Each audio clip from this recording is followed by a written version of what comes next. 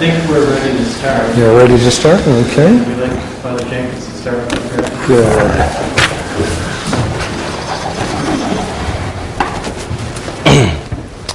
In the name of the Father, and of the Son, and of the Holy Ghost, amen. Come, Holy Ghost, fill the hearts of thy faithful, and kindle in them the fire of thy love. Send forth thy Spirit, and they shall be created. And thou shalt renew the face of the earth. Let us pray, O God, who didst instruct the hearts of thy faithful by the light of the Holy Ghost, grant us by that same Spirit to be truly wise and ever to rejoice in his consolation. Through Christ our Lord, amen. May the divine assistance remain always with us, and may the souls of the faithful departed through the mercy of God rest in peace. Amen. Mary, conceived without sin, pray for us who have recourse to thee. Saint Joseph, pray for us. And let's pray for the repose of the soul of Sister Gerard Vincent. Eternal rest grant unto her, O Lord, and let perpetual light shine upon her. May she rest in peace. Amen. May her soul and the souls of all the faithful departed through the mercy of God rest in peace. Amen. In the name of the Father, and of the Son, and of the Holy Ghost. Amen.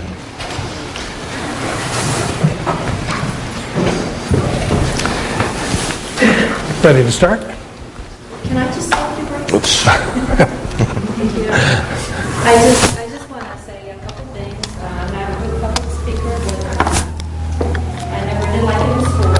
But just doing what a mother would do for any of her children. And just please bear with me. I can't express my gratitude enough to Father Jenkins and Father Cekada.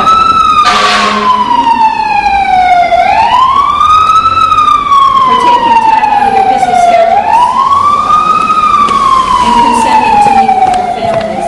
This is really very important to us. We've been hoping and praying for this meeting for a very long time. The situation in our churches, that our churches are in, have caused many, many heartaches within my family in particular. And I know of quite a few similar instances throughout the two parishes where the families are broken into over religious issues. Instead of bringing the families together, unfortunately, we are spreading further and further apart. We all have the same beliefs in a traditional religion, and hopefully this meeting will help us to understand the differences and make an informed decision or clear up any doubts. And ultimately, we pray for a union of both churches. Barry Ahern has graciously accepted my plea for him to be a moderator timekeeper here. And one more wish of mine is for everyone to keep calm and behave as Catholic adults. And Barry will explain the format of the two priests have agreed on, and we'll get on. Okay, thank you. My role is to facilitate this meeting. There are serious issues here, but obviously I'm not supposed to be someone addressing them. So I just try to keep the time under control. And we expect the meeting to run probably at least until 8, and we're saying no more than 9 as a deadline. And we just want to have some basic rules of civility first. Essentially, one person speaks at a time. When he's recognized, they're going to be general, flexible, but still time limits for each section. And no one is to get too emotional or loud. It is emotional, but you have to keep it under control. If anyone does get too emotional, I'll have to rule them out of order, and if it's too much, we'll have to adjourn for a while for something like that. And really, if people can't find these acceptable rules, I think it'd be better to actually leave and find another venue to pursue these issues. But the basic flow is going to be as such. We're going to start with the presentation. First by Father Cekada, then Father Jenkins, 15 to 20 minutes roughly, and then each priest will have a rebuttal to the other, perhaps in the same time frame, followed by a question and answer period. And we're going to first off try to answer the questions that we have from the Cappuccino and Newman Rock families. We have some up here, the Cappuccino ones at least, a little pile here. And then other people are invited, and we will try to alternate between the priests. Each priest will have about 5 minutes to answer each question. And for written questions, which is usually the better way to go to get your thoughts together. We have some index cards and pencils on the ledge back there. If you could fill them out and have them passed up here, we would appreciate that. And I think that's all I have to say. I think, Father Cekada, are you ready to begin? I think so. Thank you. All right, I'll crank my kitchen timer up here. See if we can cook up anything.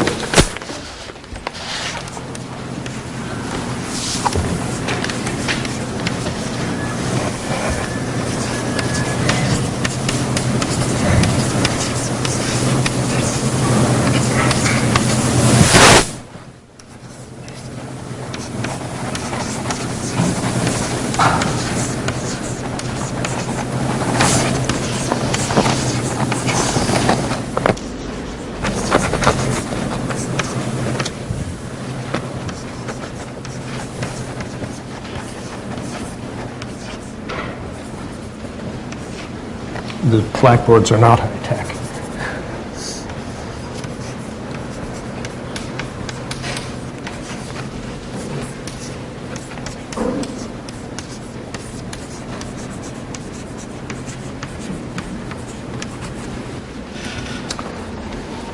I did not come here to debate, Father Jenkins. Debates essentially, to my way of thinking, consist of emotional appeals. Rhetorical questions, the sort of things that you find on CNN. We have a serious issue for Catholics. And I think a debate, strictly speaking, the type of thing we're used to, is really too superficial. How should we as Catholics act in an issue that is disputed? We shouldn't do it by appeals to emotion.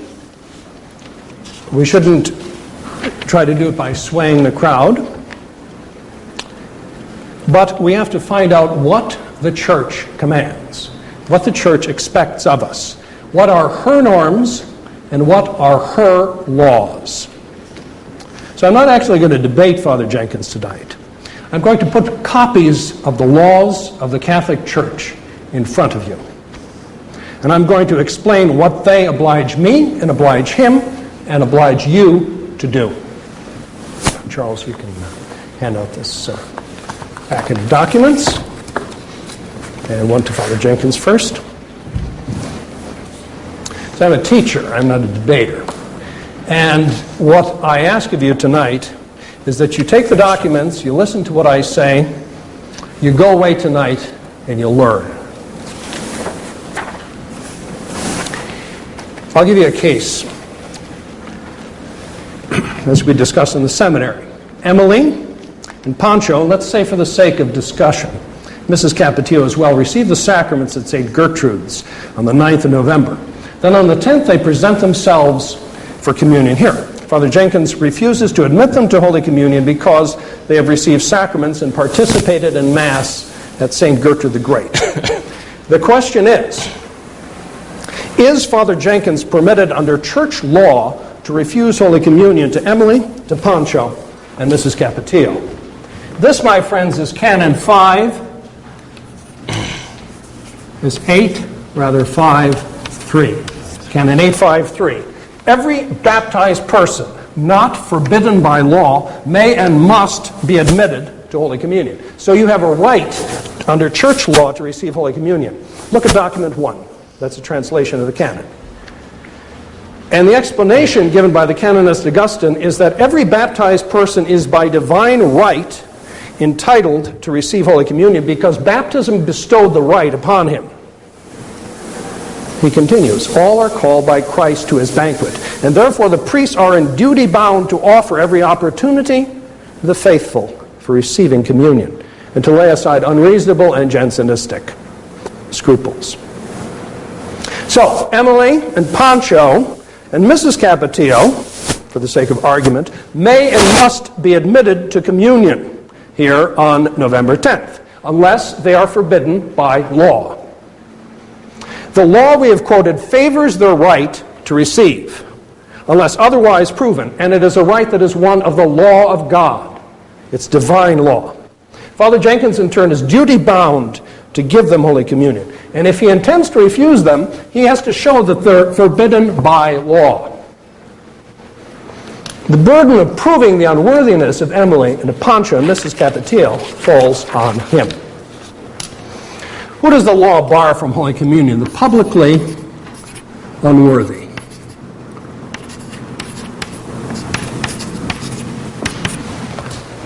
Document 2. The Holy Eucharist, that's Canon 855, may not be given to such as are publicly unworthy, such as the excommunicated, such as the interdicted, such as the notoriously infamous, unless they have given signs of repentance and amendment. That's in document 2. So Father Jenkins has to demonstrate that Emily and Pancho and Mrs. Capetillo are publicly unworthy. And the law tells him how to do that. It tells him how to do it. Excommunicated, interdicted, notoriously infamous, or that they fall under some other legal category that renders them unworthy to receive Holy Communion. So, they are publicly unworthy under what heading?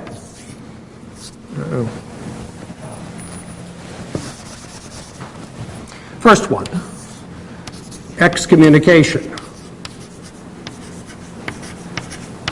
Second one, interdict. Third one, notorious infamy.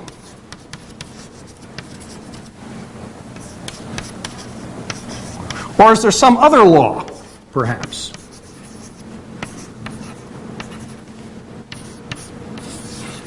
Or are they finally public and notorious sinners?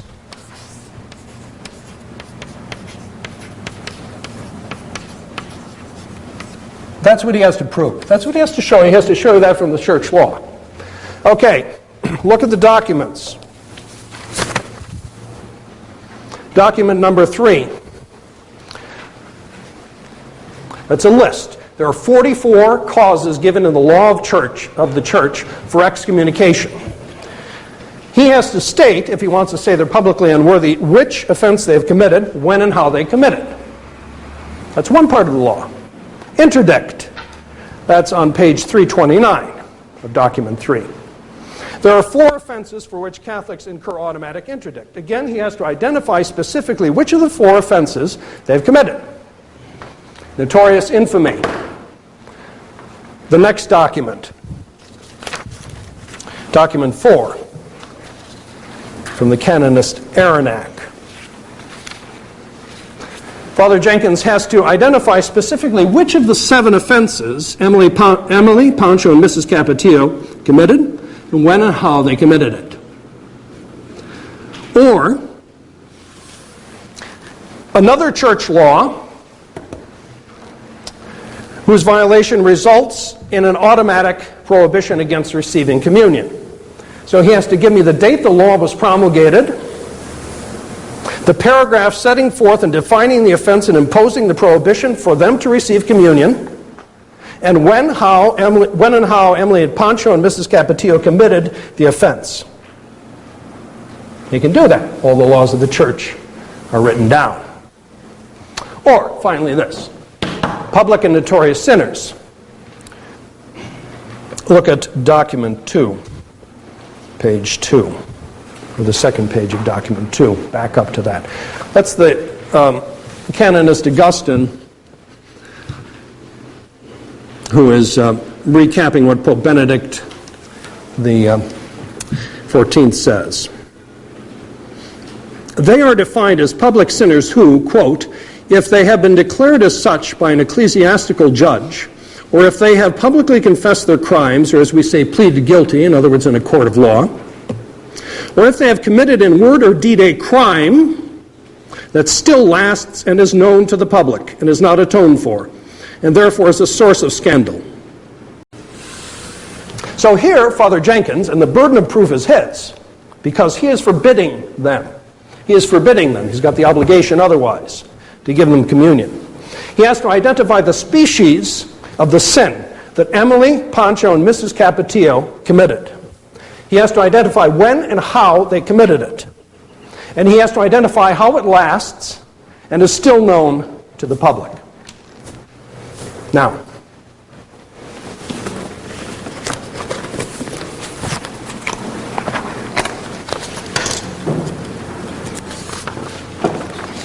I have no rhetorical tricks up my sleeve.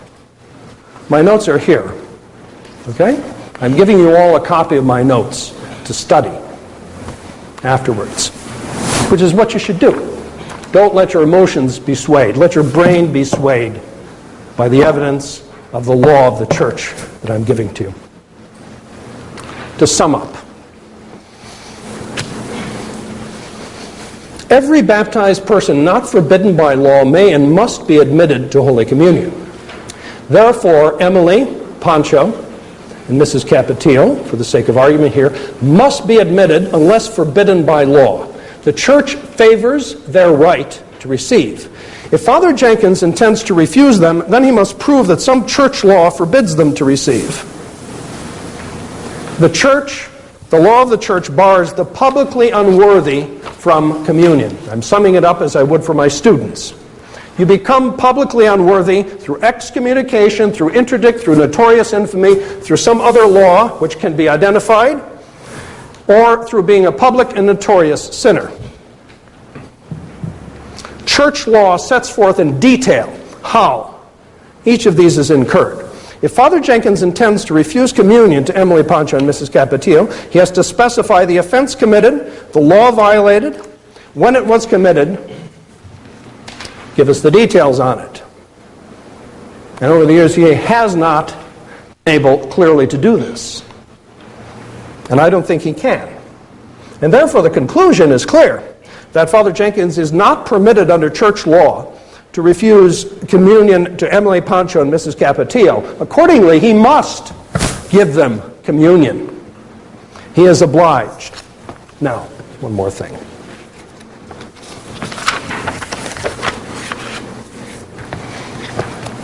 A few things to watch for in his presentation. He has an unwillingness to be pinned down on these issues. I know I've tried it. I've written him letters. I tried to get him to identify these things. He will not be pinned down. He won't give the canon numbers of the crimes he describes, or he'll alternately, when he'll speak, he'll give you vague charges that go off sort of in every direction. And it's sort of puzzling to answer vague charges like this. And that's why I say, look at the documents, folks. Look at the laws that I give you. And he'll also make emotional appeals. He'll tell you how sorry he feels for Emily and Pancho to be having to put through this. Ignore that. Ignore all that stuff. Look to the law. Or he'll try guilt by association. One person did something evil or did something dumb 25 years ago. Because someone else is associated with that person who's associated with someone else, and so on. Everyone is tainted, and now the result of that 20 years later is that they can't receive communion over here after they're married. That's not the law of the church. That's guilt by association. Or you'll get fog. Right? Enough fog and enough dirt thrown to make you feel sort of uneasy, and you figure, oh, well, gee, I don't want anything to do with these people. Because I just feel sort of uncomfortable, right?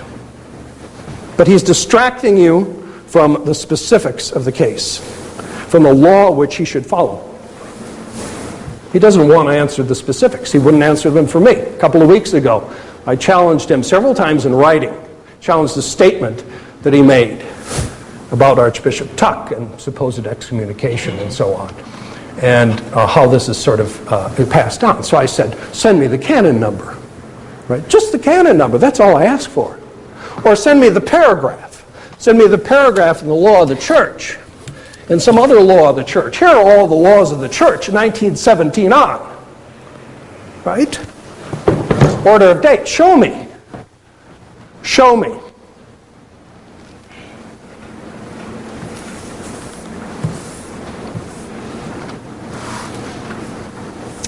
I'm going to turn it over to Father Jenkins now. I'm proud of myself. I did it in 15 minutes. But this is what we should look for. He should be able to come up here and tell us right away. Here's the number of the canon for the excommunication. He should point that out to you on that sheet. Or here's the interdict. Here's one of those interdicts that's written down. Okay? I'll give you the canon number on that. Or notorious infamy, I've got one of the 7 causes. One of the 7 causes is one of the ones listed in Arenac. Or that there's some other law. I'm going to come over here and I'm going to show you in that book where the law is. Or they're public and notorious sinners. And I'm going to identify for you the species of the sin. And when they committed it, to prove to you that I am not violating the law of the Catholic Church and their divine right to receive Holy Communion unless they are forbidden by law. Otherwise, I must admit them to Holy Communion. Thank you.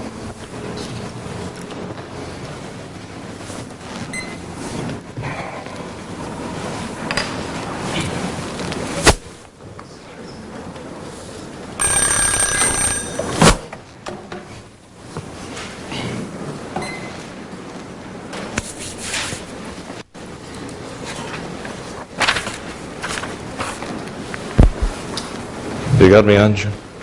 Okay. Well, I thank Father Cekada for being here tonight. I'm sure that most, perhaps all, that is being said here, you will have heard before, at one time or another. But you've never heard it said in this way, that is, with both Father Cekada and me in the same room. And so I am grateful to Father for coming tonight to be here, and perhaps this could even be the beginning of a series of talks, although it might distress him to think so. But you never know what it might develop into. I sincerely hope something good comes from this evening. Now, I actually had a little bit of an introduction here, and I hope Father will indulge me in this. Go right ahead. After his presentation here. Listening to Mrs. Capetillo introduce both of us tonight, it is a lamentable situation, there's no doubt about it. And despite that Father told you to ignore my sympathy, protestations of sympathy, I know it is hard on everyone. And despite whatever impressions you might have gotten, or despite what might have been said, I know that none of us enjoys this at all. And we can also pin blame on each other. There has been blame pinned, for example, on Father Cekada in the past because he reversed his position on this matter. But I don't blame him for that. The very fact that we can change our minds about things is the same reason that we are redeemable, that we can repent of mistakes. It's a human prerogative. But of course we need good and serious reasons to change our minds. And that's what's the issue here, whether those reasons are compelling reasons. And so I'd much rather not blame Father Cekada, or Father Dolan, or Father Sanborn, or any of them. But I find that the modernists who've done this to the Church are really the ones who are to blame for all of this mess. Because they put us all in such a terrible position to have to deal with these problems that are so serious. And I know Father Cekada would like to reduce it, or in his own mind does reduce it to something so simple. I say it is not that simple. I'd say there's much more to this than that one question alone as to whether Father Jenkins would give Holy Communion to Pancho, Emily, and Mrs. Capetillo on November 10th. There's just a lot more to this, and that is not being addressed. It is actually being ignored, swept under the rug, as though it were of no consequence. But it is of the greatest consequence. Everything depends upon this. These other questions. And Father Cekada says I haven't responded to him. And it's true, when I started receiving the series of faxes day after day, I did not respond, certainly not immediately. But when I did respond, it was to ask for this meeting so that we could present the evidence side by side. As I mentioned in my letter, I was concerned that people were getting batted back and forth. And I'd heard so much of this from so many people, I thought that, well, it's time that we actually met face to face and addressed the questions, and not just some of the questions, but all of the questions. And I want to begin by pointing out that it is not only emotions that can cloud the issue. There are other factors that cloud the issue as well.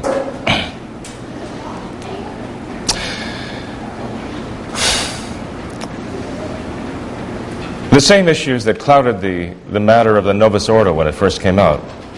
Why did so many of the people who first resisted the Novus Ordo changes, why did they eventually succumb to them?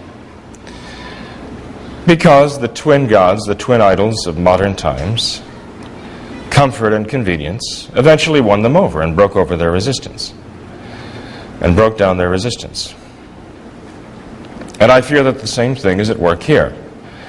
That not only emotions of whose daughter or whose son or whose mother would be refused Holy Communion, but rather the matter of comfort and convenience is going to do us a great deal of damage. It is what gave the Novus Ordo a foothold. And so the question really is not a number of things that Father Cekada hasn't brought up tonight, and that's why I'm not going to bring them up either. But the question ultimately comes down to, is something seriously wrong in Sharonville at St. Gertrude the Great, so seriously wrong that a person who goes there objectively commits a grave sin of scandal? That is really the question. And I understand Father Cekada's exposition on this canon. We've all been through it many times. In fact, I responded to it a number of times. I don't know how many of you have even seen that response. I only have a handful of that 4 copies of that response here, 3 or 4. But I'd be glad to put out a response. In fact, I issued this response in 1995, shortly after Father Cekada issued a monograph on this very subject. And I know Father saw it because I addressed it to him. But I doubt that many of you here have seen that or read that. And I would have liked Father to have responded to my response, but I never got a response to it. I never got a response to it whatsoever.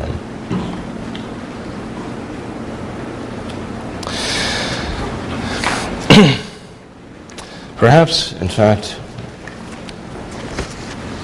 I should just allude to that here. You see, Father Cekada's interpretation of this canon is faulty.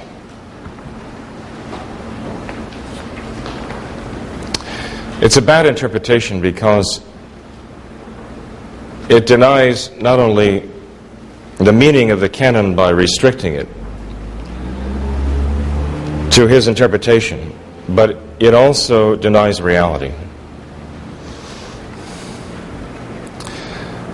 I know that Father in the past, as have I, denied Holy Communion to people who have come to receive it for a variety of reasons that are not pinpointed by anything that is stated in Father Cekada's explanation of the canon, any of these pages that he's put before us today. If we're wrong in doing this, then we're both wrong. Father Vermeersch and also the Roman Curia has specifically forbidden Holy Communion to those who come to the communion rail dressed improperly, for example, or with improper demeanor. There's nothing said in Father Cekada's canon with regard to this. No, I'm not accusing those who go to worship in Sharonville and go to receive there of being immodestly dressed. And I'm not accusing them of improper demeanor when they go up the aisle, so please don't misunderstand me in that. What I'm saying is that this is an example of a clear case when a priest can and must refuse Holy Communion that simply is outside the bounds of what Father Cekada is talking about here. And any of these, I would ask him to point out to me on those pages where this is covered. If someone were to come up the aisle wearing a Budweiser T-shirt, for example, or a strapless dress, or chewing gum, these are relatively minor things compared to the other issues that have not been addressed yet.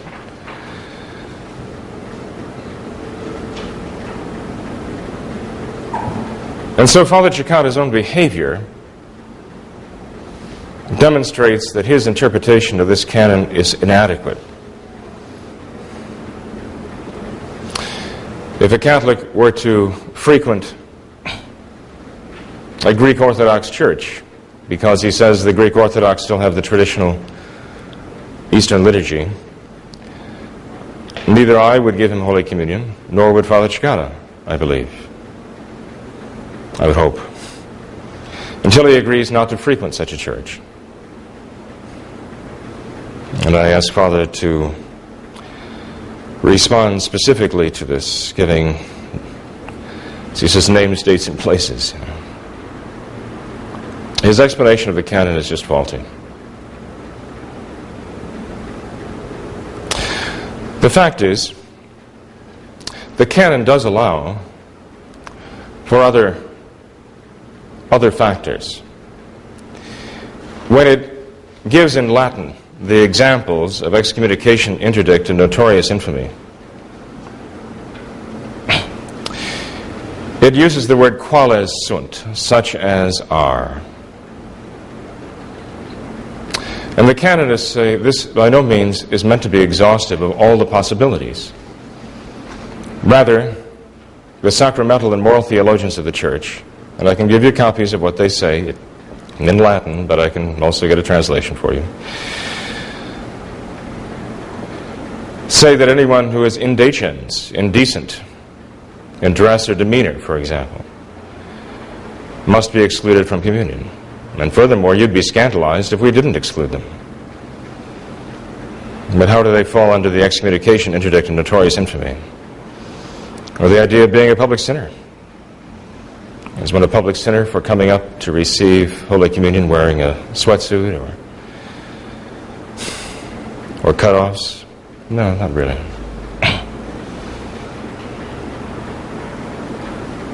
But you certainly wouldn't want a priest to give him Holy Communion.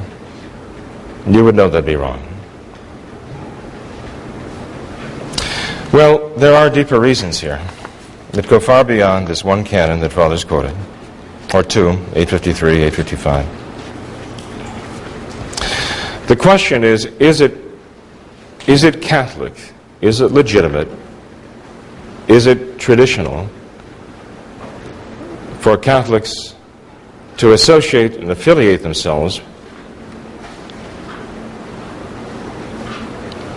with the Thuc line of bishops? That's the question here. That's where everything starts, and everything follows from that. And that's a question that cannot simply be swept under the rug. We were all united in this at one time. Father Cekada, Father Dolan, Father Sanborn, Bishop Kelly, Father Rochka, Father Skirky, on and on, the rest of us. We all had the same understanding. As Father Sanborn said, it's simply too sordid to be associated with. And even Father McKenna, who's now a Thuc bishop, who was brought to Mount St. Michael's, is another question altogether, because the two things were brought together in the person of Father Pivarunas. Even Father McKenna, after he was sent away from Mount St. Michael's, said that Mount St. Michael's was schismatic, is schismatic, and will always be schismatic. And he is one of the Thuc bishops from a different line, from a different avenue than Father Dolan. There are clearly problems here. When Father Cekada said, and I'm not saying this to hang this on you, because you've changed your mind and I understand that, and if you have good reasons for it, I want to know them. But I still agree with what you said back in the 80s. Every bit as much, even more so than I agreed with it then. And I thought it was very well said. Mount St. Michael's is a sect, and the Thuc bishops cannot be the future of the Roman Catholic Church, as Father himself said. The reasons he gave are good reasons. They still stand. I have not seen any compelling reasons for denying them and for questioning them. There are many false arguments given to justify them. For example, I hear it said, well, Father, they're all over the place. What are you going to do? Well, the Novus Ordo is all over the place. What are you going to do about that? The answer is remain traditional. Be faithful to Catholic tradition. Don't depart from that, as the Thucs have, in such a fashion that we would be horrified even to see the Novus Ordo bishops and pontiffs do. We were told by Father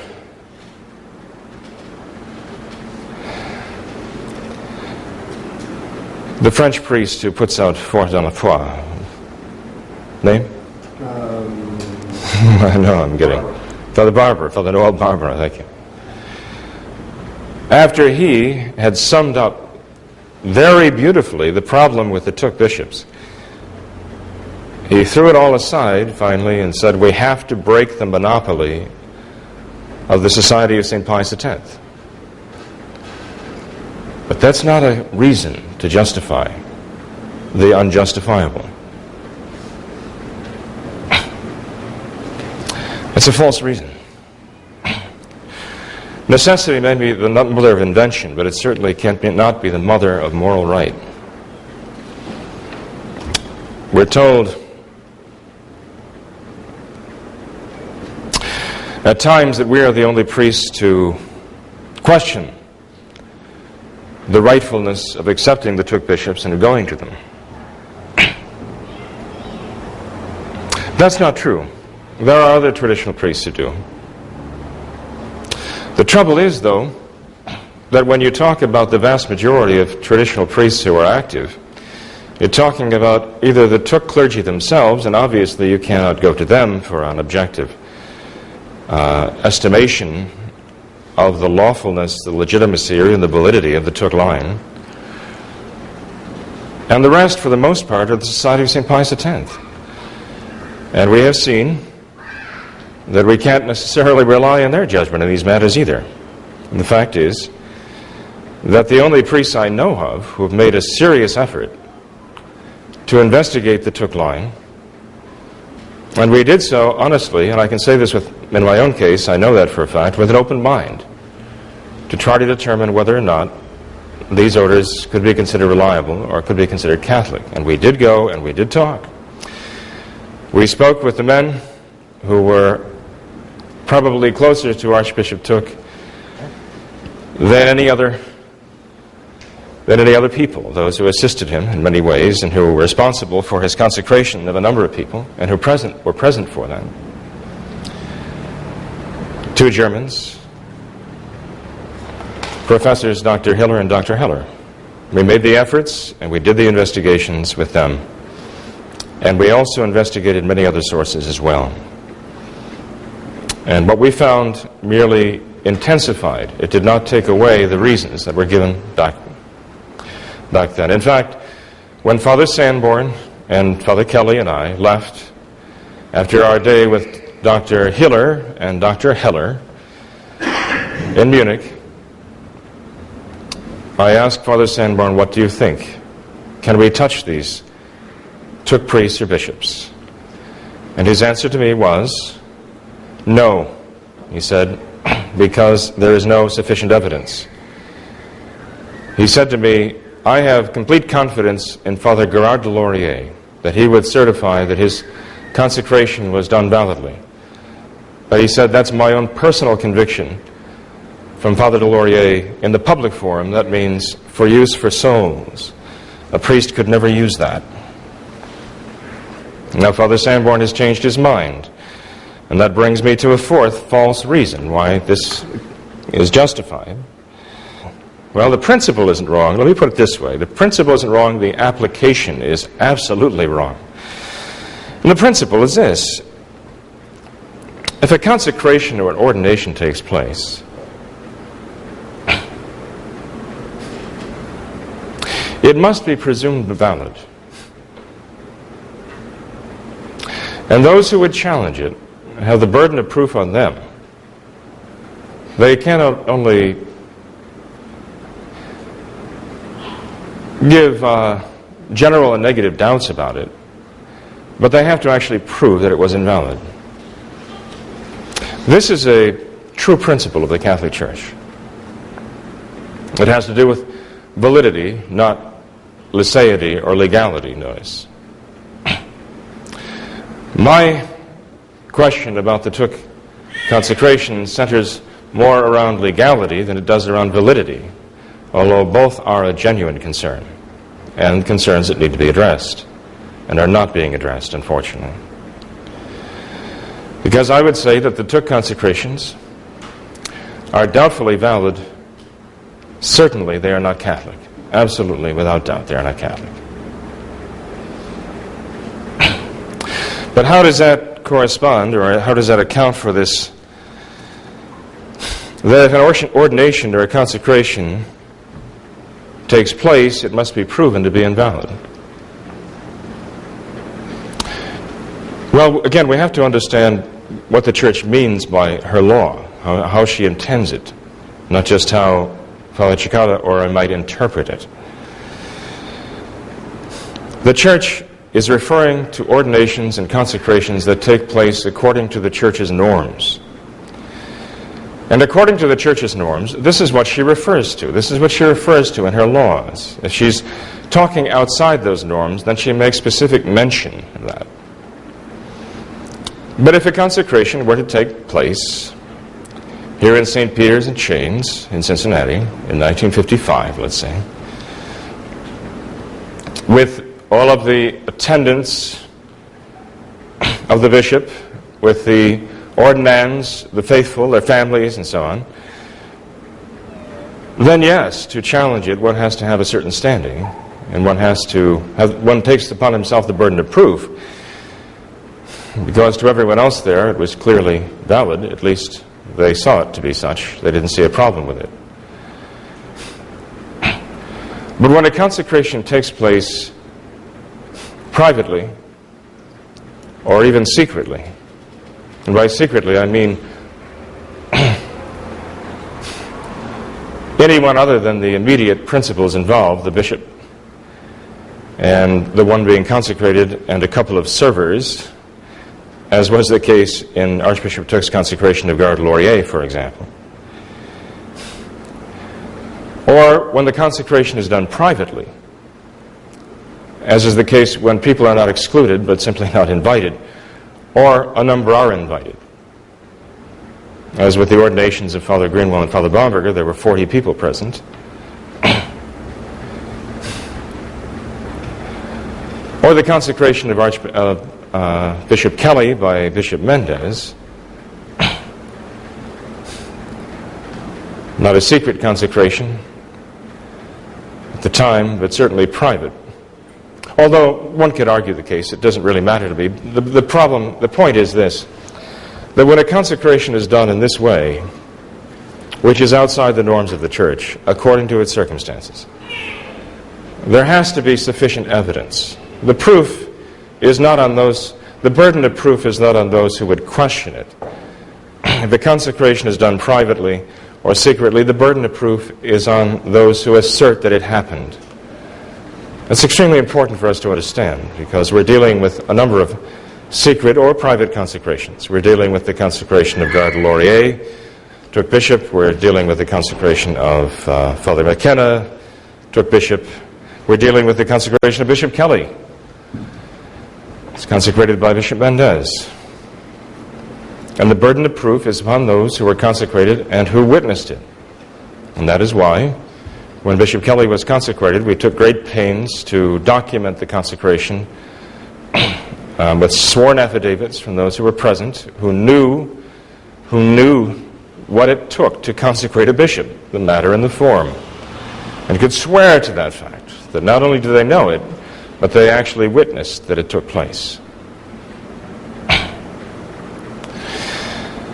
Those who uphold the Thuc consecrations have been at pains to provide such incontrovertible evidence, such as would hold up an ecclesiastical court, but haven't been able to bring it forward. Although they do have some documentation, and I won't say it's worthless, I would say it is worth something. But the trouble is, you see, when you have no effective witnesses, because those who are present, other than Archbishop Thuc or the person being consecrated, when no one else there alive knows what was required to make a valid bishop, what was the required matter and form, when no one knows what that is, and then when you point it out to them, they can't even tell you if it happened, then there is a problem. And there is a problem with the Thuc bishops. But I would get to this point and close with this point. And this is simply to bring up something that Father Cekada hasn't addressed, but I expect that he will. I hope he will anyway. And that has to do with what he has been requesting all this time, which I did not send to him because, again, I was afraid that Pancho and Emily would be right back in the soup again, which we talked about when they met with me. And that is being batted back and forth until finally they just throw up their hands and say, I talked to Father Jenkins, it sounds good to me. I talked to Father Cekada, that sounds good too. That's why I insisted we have this meeting, so that we can actually together look at this whole matter. And I'm not saying we're going to solve everything right now either, but at least we can say, I don't blame you for being confused. I don't blame you at all. But the problem really does go far beyond a matter of mere confusion. It should be something that we can dispassionately look at and discuss. Apart from the emotional aspect of who's denying whose brother, sister, mother, father, friend, Holy Communion, because that is a very emotional thing. I realize that, and I know a lot of you, and I came into the room beforehand that I could feel the coldness on the part of some people. And I expected it, I did. But it's because of personal feelings are involved here. Well, that doesn't surprise me. How could they not be? But it's just that we have to go beyond that right now. If we're going to get anywhere. Because I assume that every one of you here today is of goodwill. I really do. And I don't think any one of you would be going to worship in Sharonville believing it was wrong. I don't believe that. That's not the issue.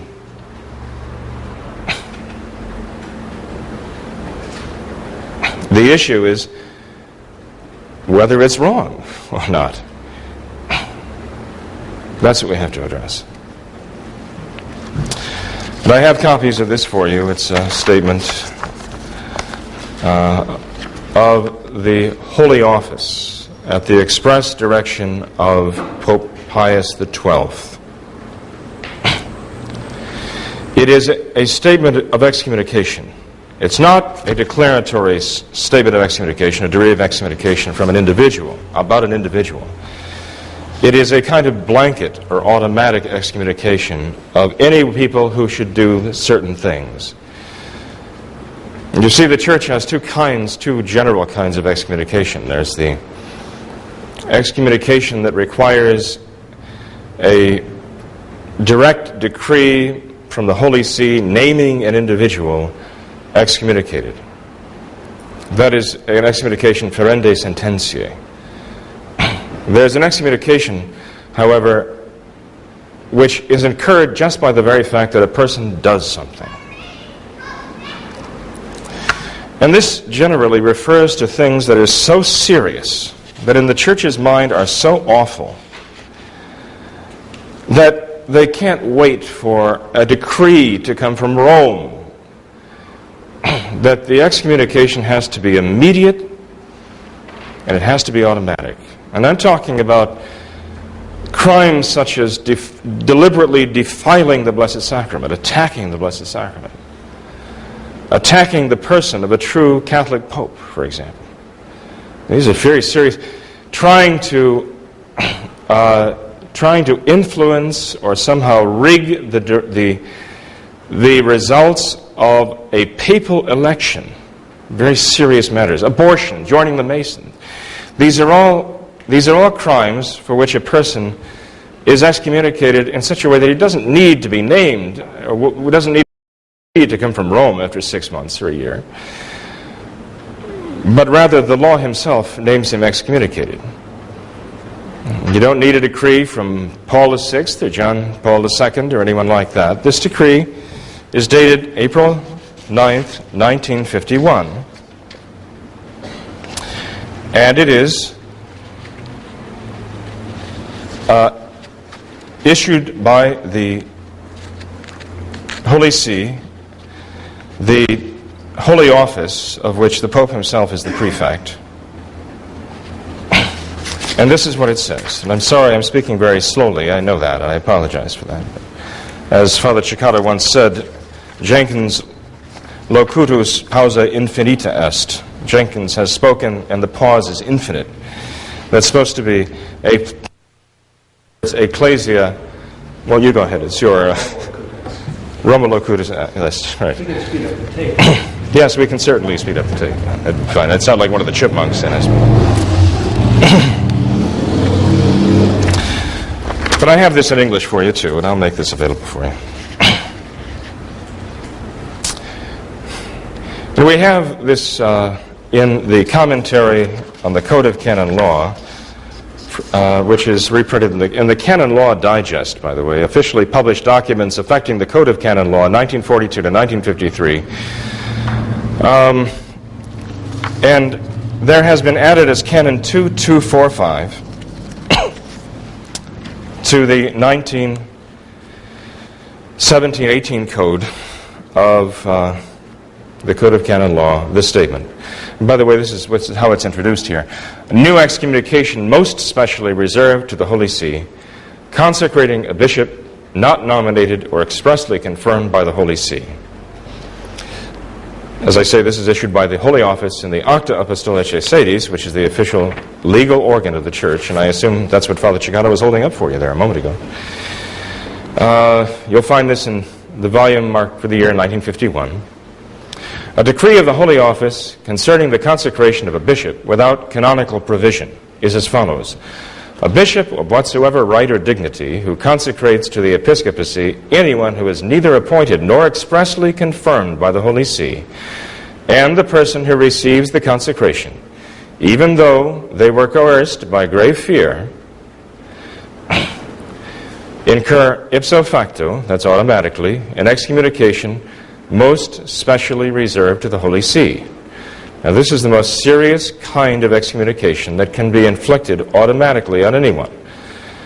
The degrees of severity of the automatic excommunications depend upon who they are reserved to. If you have to go to the local bishop to be absolved, if you have to go to the Holy See itself, and whether at what level, specially reserved, most specially reserved, simply reserved, these are all levels of these excommunications. My point is, though, this is the most serious kind of excommunication that the Church can deliver automatically against anybody, ever.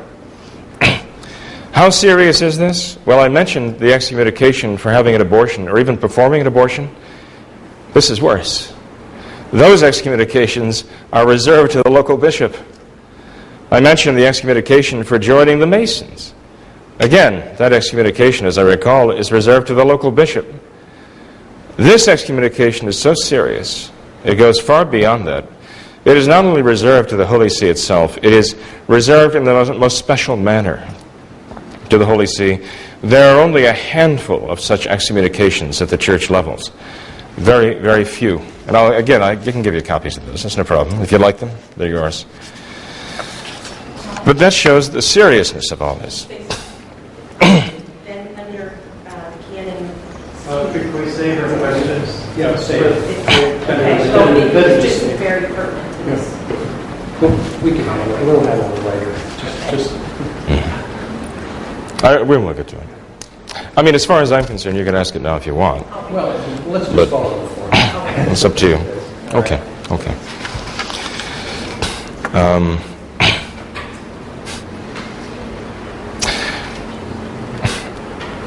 Pope Pius XII issued an encyclical in 1958 commenting on this very decree. And he explained exactly what he meant by this decree. And he said in that encyclical of 58, again, if you want copies, I'll give you copies of it. He said in the encyclical Apostolorum Principis, maybe I better write that down, in case you're taking notes. We're at almost 35 minutes. I'm sorry. I'm going to give Father Cekada every opportunity to respond in kind. As we said beforehand, we'd be flexible. And you know why. I know why you said that. I know why you said that. But I appreciate it. You truly have not. Did you really think that? But I'll prove you wrong in that, because in former times it would have gone an hour and a half. Okay, so I'm wrapping it up now. But I obviously have the burden not only of presenting what I have to say, but also responding in part to what Father Cekada had to say, which I didn't intend to do, actually, to get into the whole question. I intended to go right to the basis of the matter, so I had to make some response to what you'd said, clearly. So it's sort of like two talks. Can I get 40 minutes? I got 4 more minutes, right? The encyclical Apostolorum Principis of June 29th, 1958, Pope Pius XII explained this decree. And he said it had to do especially with the consecration of unworthy men, and it had to do with consecrations that took place against all right and all law. And I submit that it's not a question of whether we traditional Catholics can have a Catholic bishop, a traditional Catholic bishop, consecrate another traditional Catholic bishop. It's not a question of that, because what sets the consecrations by Archbishop Lefebvre and Bishop Mendez completely apart from the consecrations done by Archbishop Thuc is this, that Archbishop Thuc violated such a divine principle of the Church's law and her tradition, something so grave that 16 years before, actually 26 years before, I beg your pardon, Pope Pius XII had this decree put in place of excommunication. He consecrated a non-Catholic, a known non-Catholic, a man named Jean Laborie, a man of Paris. You've heard that he was a homosexual, a notorious homosexual in Paris. This would certainly make him unworthy, but that's not my central point here. Jean Laborie had been consecrated a bishop at least twice before, outside the Roman Catholic Church, schismatically, by his Whiteness Mar Tugdal of the Holy Celtic Church, and also by a man named Canivet, who was a descendant of the Valette line, of schismatic bishops, and who himself was tied to satanic worship centers in France. It was after these two consecrations that Archbishop Thuc then consecrated himself Jean Laborie. And it's particularly tragic that he did that, because he brought together not only these schismatic lines, but he brought what should have been a Roman Catholic line, and it was something that was done against all right and all law. And I suggest if we ignore that we do so at our own peril, that we have no right to claim to be traditional Catholics, and we're hypocrites if we ignore that and say it doesn't matter. We know, every single one of us here is very well aware of the fact that if John Paul II or any one of his Novus Ordo bishops were to do something like this, we would be outraged. And we would say, that proves it, as if we needed any more proof. Well, my dear people, Archbishop Thuc violated a law which the consecrations of Bishop Mendez and Archbishop Lefebvre do not even touch. His consecrations in Palmar de Troya already filled that requirement for excommunication, was specially reserved to the Holy See. But his consecration of Jean Laborie in February of 1977, there's absolutely no doubt, there's no question. That put Archbishop Thuc in the status of an excommunicated person. And even though you may discount the excommunications that followed, because we had Novus Ordo popes in charge at the time, the reasons why they excommunicated him were reasons for which the Church certainly would and did excommunicate people in the most severe way possible. When he consecrated, even if he did validly consecrate certain people, he certainly did not do so in a capacity as a Roman Catholic bishop. And the bishops who would follow from him, however valid they might be, cannot claim to function in the role of traditional Catholic bishops, or Catholic bishops of any stripe. With that, I'll turn the floor over to Father Cekada. I presume he has a rebuttal to make. Maybe not. What I'll do is I'll do a short rebuttal, and then I have a suggestion, because you suggested a number of topics. Right. Right? Let me see if I can do this is going to be less than 5 minutes. Rebuttal. A couple of points that Father Jenkins made. We'll talk about the big issues later, but his criticism of my interpretation of this, in fact, I did do a response to it, and I did send it to him, and I sent it to all the members of the parish here. And it's called Father Jenkins' Defense of Communion, an analysis by Father... Maybe you didn't get it. I don't know. But I did. I did a 4-page response to it, and I did what I did tonight, is send documents to everyone supporting the different contentions I had. Father spoke of the decree of the Congregation of the Council, forbidding indecently dressed people from coming to Holy Communion. That doesn't undercut this, because that means it's forbidden by law to address in improper fashion. Or you get someone in this country where that law does not necessarily apply, because that was an Italian law, particular to the church in Italy. Someone comes obscenely dressed is actually the rule in moral theology. If a woman comes obscenely dressed to the communion rail, you may refuse her communion, but that's because she's publicly unworthy. That's because she's a sinner.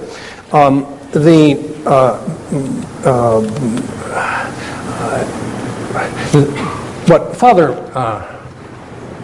misunderstands, I think, is that these things are particular laws. They're all functions. You're either a public sinner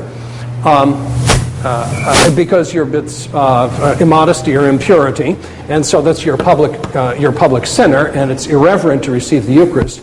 Or there's a particular law that says you can't be admitted to Holy Communion. So this all falls within the purview of this.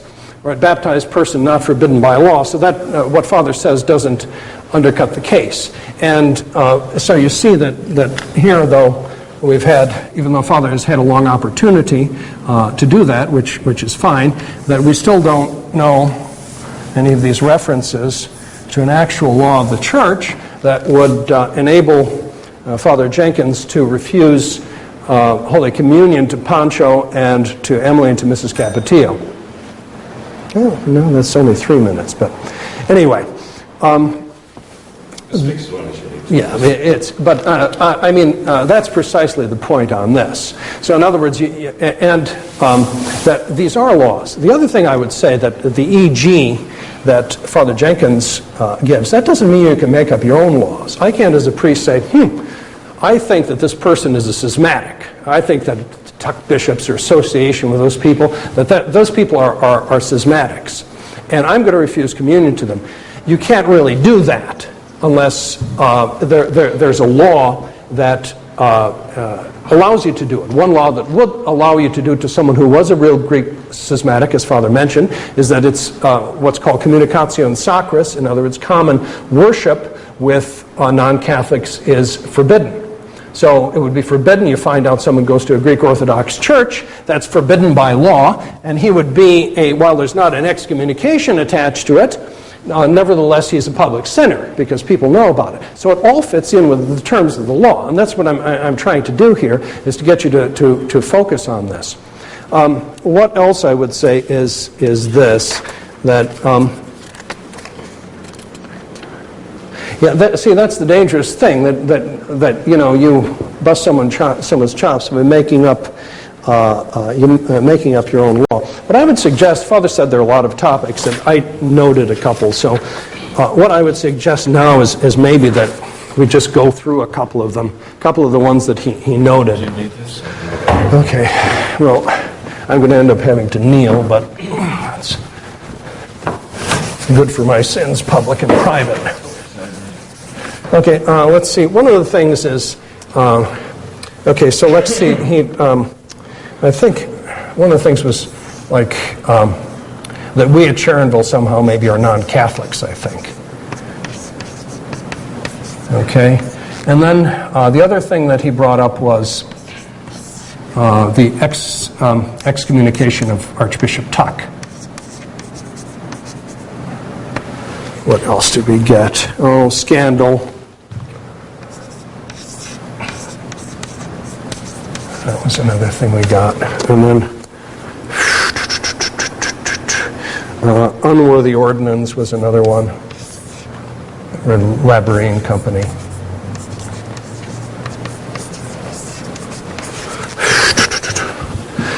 And then there's a whole issue of the Thuc consecrations themselves. I don't know, I suggest maybe we just go through this 5 or 10 minutes a shot and see what we come up with, since you brought the topics up. You know, it's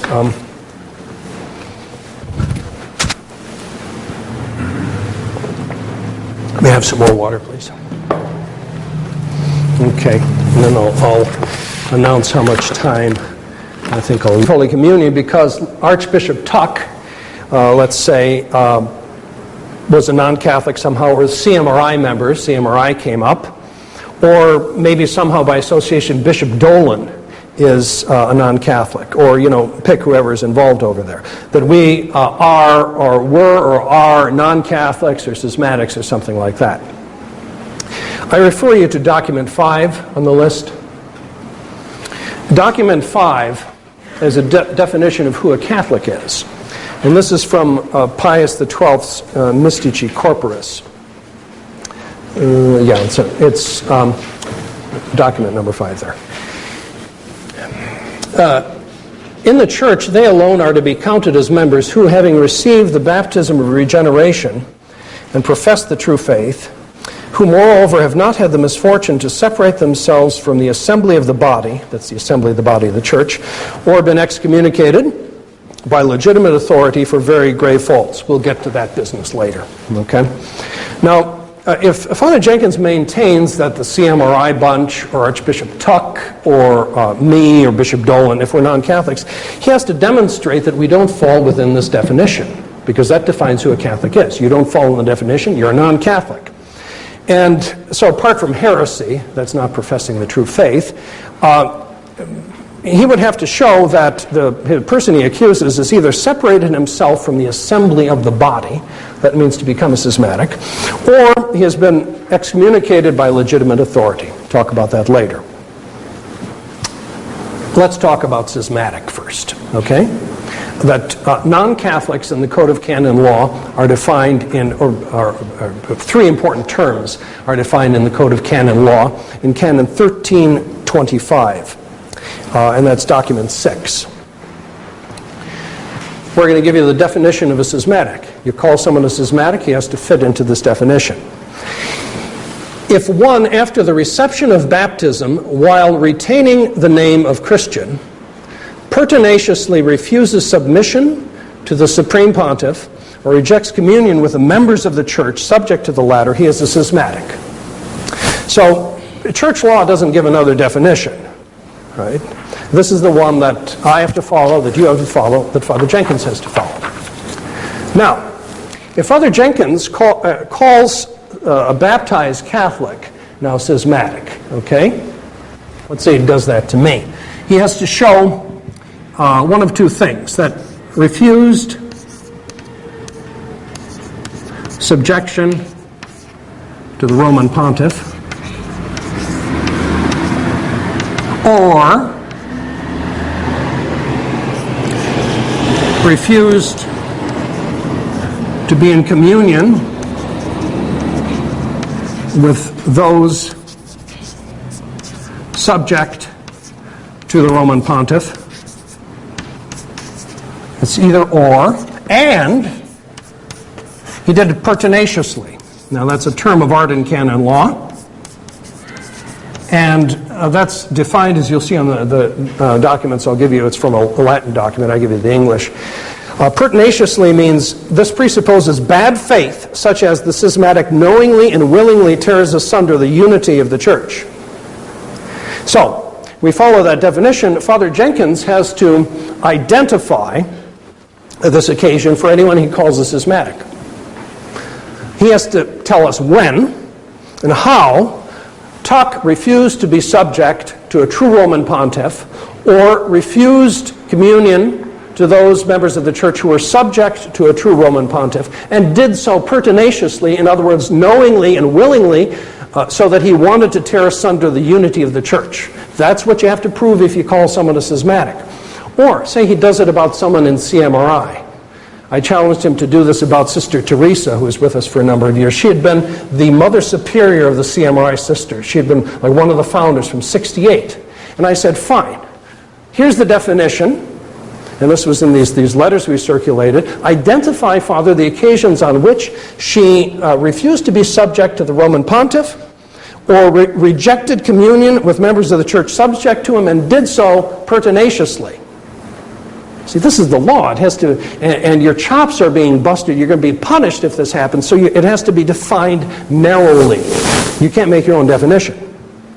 Or Bishop Dolan, ditto. You know, when did he refuse subjection to the Roman pontiff?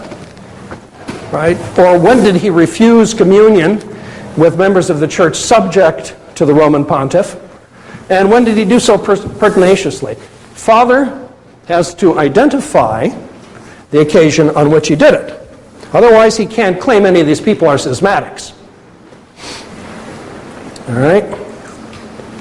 To sum up, Pius XII teaches that a baptized person who professes the true faith is a member of the Catholic Church unless he is separated from it by excommunication from legitimate authority or schism. Church law defines a schismatic as someone who refuses subjection to the Pope or refuses communion with Catholics in communion with the Pope. And he does so pertinaciously, which is to say knowingly and willingly. Father Jenkins must prove anyone he calls a schismatic meets these criteria. And I maintain he can't show that Thuc or any individual CMRI member, you can't make a vague accusation. Point one out, okay? And Schuckart claims he's the Pope, right? He's crazy, right? He doesn't necessarily fall pertinaciously under the heading of schism. He's nuts, right? He's nuts. And he is deluded, right? So you have to fall within the definition. And still, the sins of Schuckart don't affect everyone who's ever come into contact with someone from Mount St. Michael's and given them communion. Find that in a law somewhere. So also for Thuc, right, or Bishop Dolan, right, he can't show that they fall under these criteria. So he can't claim that they were or are schismatics, and he can't claim that we're non-Catholics, or that Thuc was a non-Catholic.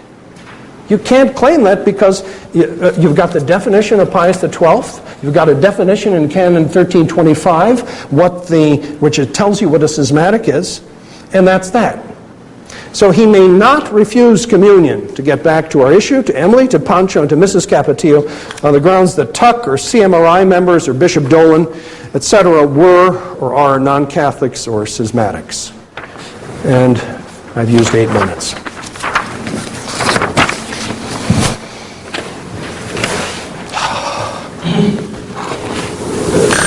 That's it.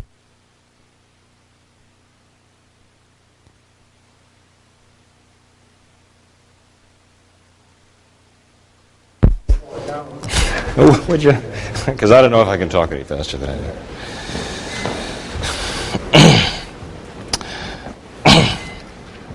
Father Cekada is still missing the point here. There are reasons which are commonly recognized by priests, traditional Catholic priests, himself, myself, which should not fall within the category or under the heading of this. Even if someone came up with a baseball cap on, he could not be accused of being immodest. But he would certainly be indecens. And who is to determine what makes someone indecent in coming to Holy Communion? It is the individual priest who must determine that. He certainly can't go back to the Code of Canon Law or look in the books of moralists or sacramental theologians and look up baseball caps and determine if that's covered as something that's considered indecent. But if a man were to walk in and kneel down at the communion rail and I came to him, I would tell him to remove his cap. If he wouldn't do it, I wouldn't give him Holy Communion. He's not excommunicated for wearing a cap like that. He's not under personal interdict. He's not a notorious or public sinner. So again, the point is, Father's understanding of this misses the point. Is a person's going to Sharonville a source of giving public scandal? He never even got to that question, although I assume that he would, and will, perhaps, also. That's the question. Is it scandalous? Is it like a public crime to go and worship there? In the sense that it is a matter of giving scandal. That we could probably debate for a while. But something troubles me. Father does not address the basic issues that I brought up that are of concern to me, and I would hope to you also. It's something that is never actually discussed. The whole discussion here seems to be turning around the question of whether I can legitimately refuse you Holy Communion, or anyone, for that matter, who would go to Sharonville, not just Sharonville, but any of the Thuc clergy for the sacraments. That's what it's being turned into, as though I'm on trial for this. But that doesn't help matters, because we have fundamental issues behind all of that have to be resolved. If I'm right, and others are right, in finding in Archbishop Thuc and his excommunication, which is absolutely without any question that he was excommunicated by that decree of the Holy Office of 1951, because if he wasn't excommunicated for doing what he did, it is hard to imagine a scenario in which that law, that decree, would apply to anybody for anything. But I would just respond to this extent, because I'm only given this to respond to, because, again, much of what I said drew absolutely no response from anything that Father Cekada said. If you want to do the excommunication, I guess we can do that too. Well, if not tonight, then sometime, because I think we have to get to that. Because this is the reason, this is the ground behind everything. Okay? The reason why there is a problem at all, that whole thing. But as far as being schismatics, fathers, just to respond to what he said here, you have to, even though I think it doesn't really address the point, still, with regard to schism, there's a definition to refuse submission to the Roman Pontiff and to refuse to be in communication with the faithful who are subject to him. And then you have to prove that it's pertinacious. And Father Cekada brought up Archbishop Thuc and the CMRIs. As you know, it's not just the Thuc bishops that we have to be concerned about when we look at St. Gertrude and Father Dolan, Father Cekada, and others who have aligned with them, or at least chosen to receive orders from that lineage. We also do have the CMRI question. The CMRI were characterized by Father Cekada, and I believe he was right in this, as a sect. Now, a sect is not the Roman Catholic Church, and the Roman Catholic Church cannot be a sect. The very meaning of sect means cut off. And in fact, it was a sect.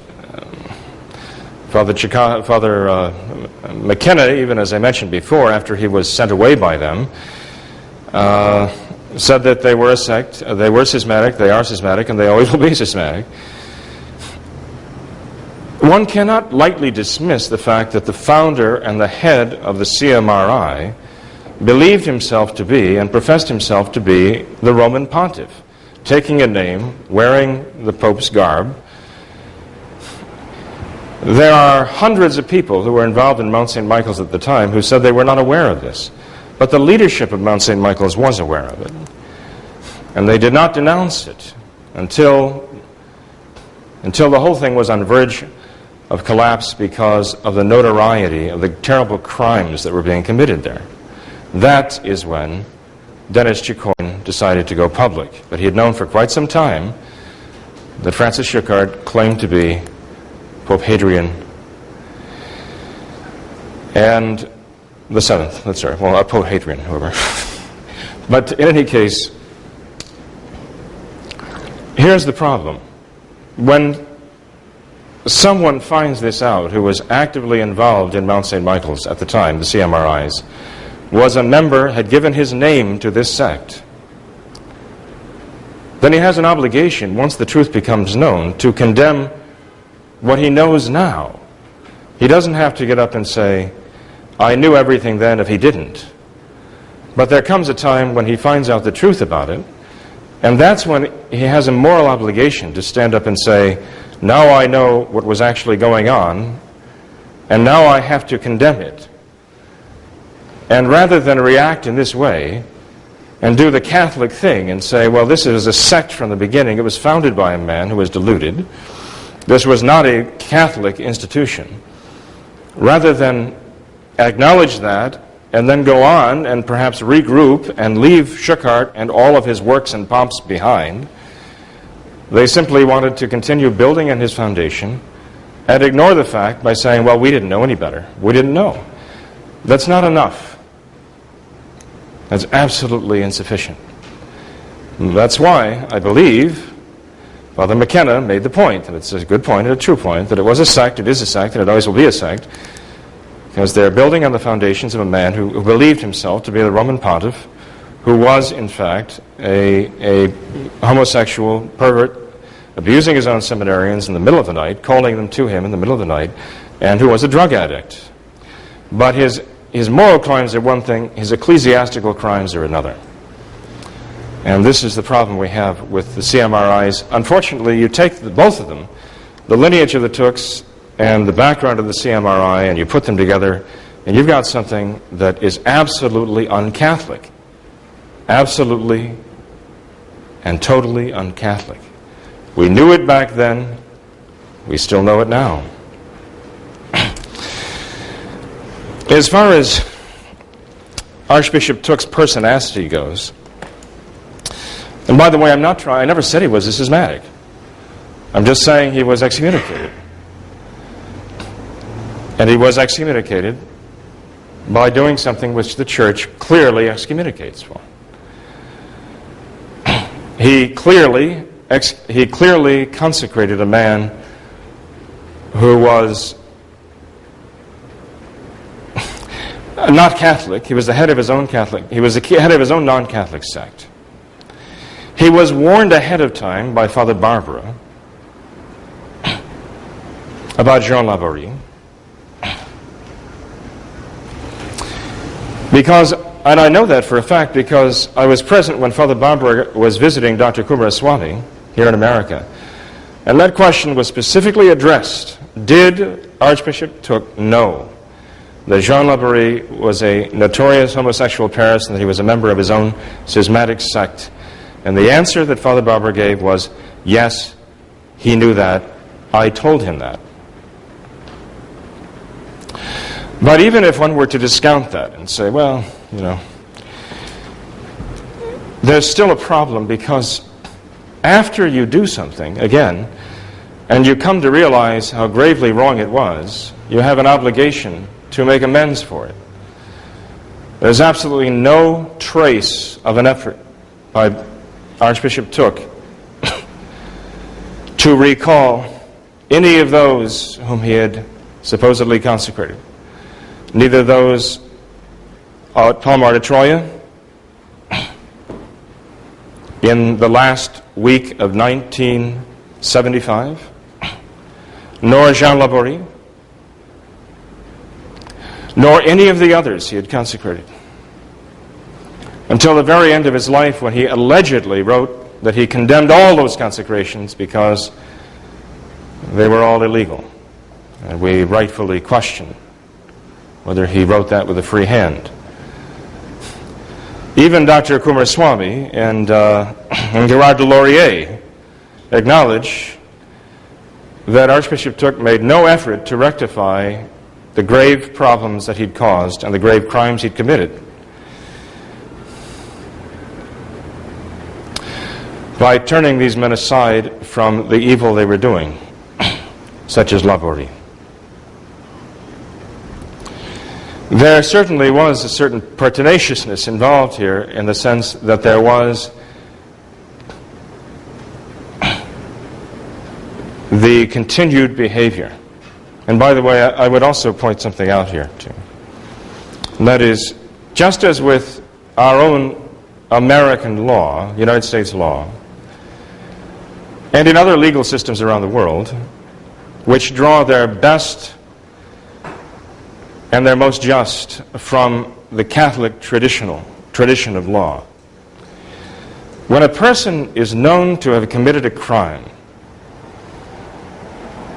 the presumption is that he knew that he was committing the crime and that he was guilty.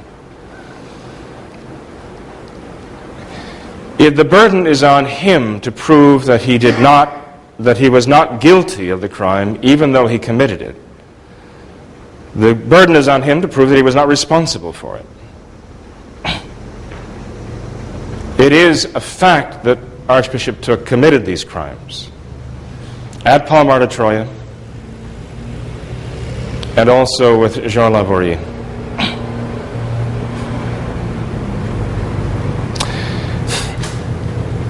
And not only does that fact alone make him responsible before the law and also subject to the excommunication, but as well, it places the burden upon him and those who would defend him to show that he was not responsible.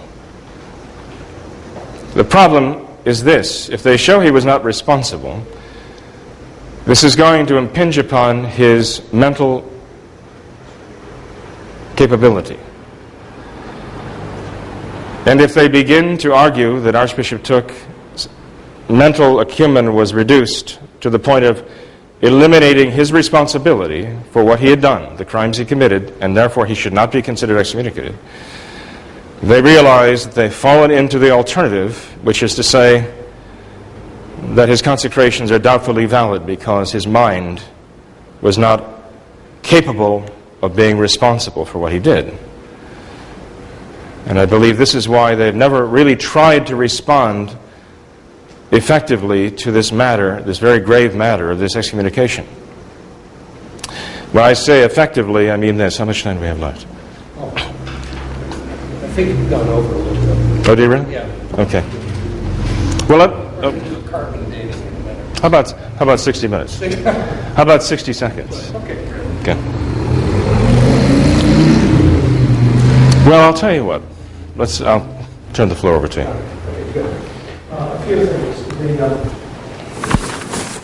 What I notice in Father, I'll get to the excommunication right away, since he regards that as a key issue, and I suppose that you've all heard that, and those of you who come here and probably regard it as a key issue too.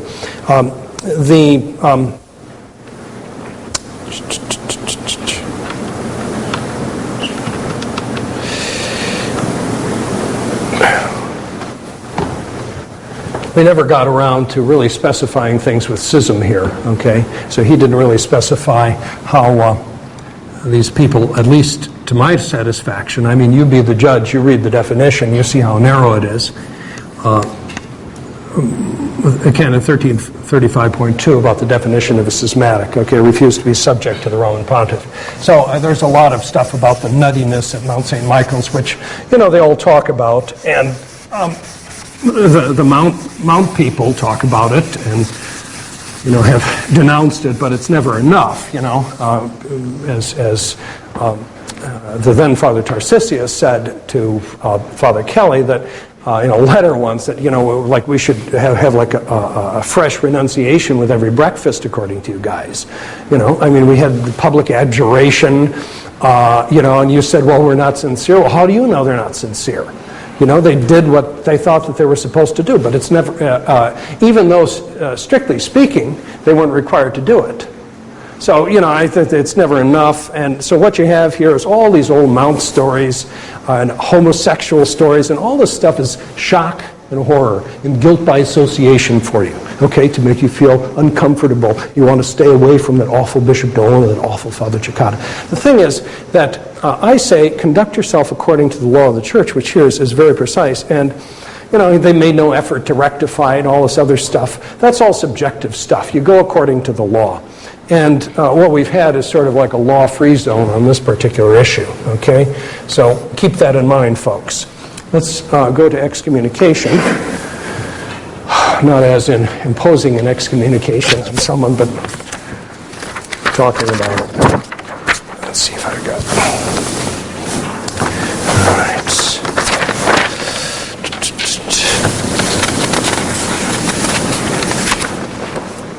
So, Emily Pancha and Mrs. Capetillo are forbidden by law to receive Holy Communion because Archbishop Thuc was excommunicated, or maybe somehow too, I'm not sure how this works, maybe also Bishops Carmona or Pivarunas and Dolan, maybe this descends somehow, okay? But even if we take the worst case scenario, okay? So they're forbidden to receive communion because Thuc was excommunicated for, I better turn the timer on, for consecrating the colorful Jean Laborie. Okay? Well, first of all, okay, on my sheet I have the question, okay, where in the Code of Canon Law is he excommunicated? And Father would say, well, it's not in the Code, it's in the Holy Office Decree. Okay? Turn to document 7, please.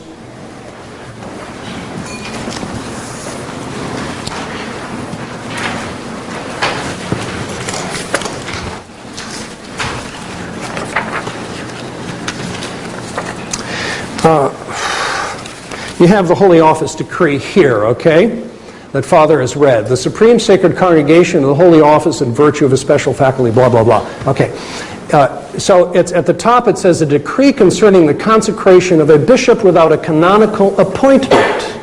Without a canonical appointment. Okay? Canon law, everything means something, and there's a definition for it. You can dig it out of a book. A bishop of whatever right or dignity who consecrates as a bishop someone who is neither nominated by the Holy See nor expressly confirmed by that see, and he who receives consecration, even if coerced by grave fear, incur ipso facto, which is automatic excommunication, most especially reserved to the Holy See. So this is the decree that Father thinks applies to the Thuc consecration. However, the first difficulty is that what the decree in fact refers to is what I have underlined in document 7 from the teaching of the canonist Eduardo Regatillo. Regatillo was a Spanish canonist, and he discussed this decree extensively. And he says that the automatic excommunication applies only to the case of a bishop who is illicitly consecrated as the head of a diocese. Not just like someone who is consecrated without being head of a diocese. He doesn't have an apostolic mandate, right? That's a different offense. You get suspended for that. But here, it's if you're consecrated with a canonical provision, the canonical appointment is the head of a diocese. So Regatillo says, for the purpose intended by the Holy Office, the decree appears to cover only those who are consecrated as residential bishops. That means the head of a diocese. For this is the actual case, and it was China, which the Holy See wishes to condemn. This is a new type of offense. It differs from the one mentioned in Canon 2330, etc. Okay, so laws such as this, which enact a penalty, go to document 8. Document 8 gives you Canon 2219. Excommunication is a penalty. In penalties, the more benign interpretation should be followed. In other words, you have to fall exactly within what the law is condemning to get the penalty, to get the excommunication. And if you go to 9, document 9, you'll see the canonist Arenac. he says that the words of a law and a penalty must be taken in their proper sense indeed, but not extended beyond this. So you can't say it applies to something else. It's only this, head of a diocese. Okay?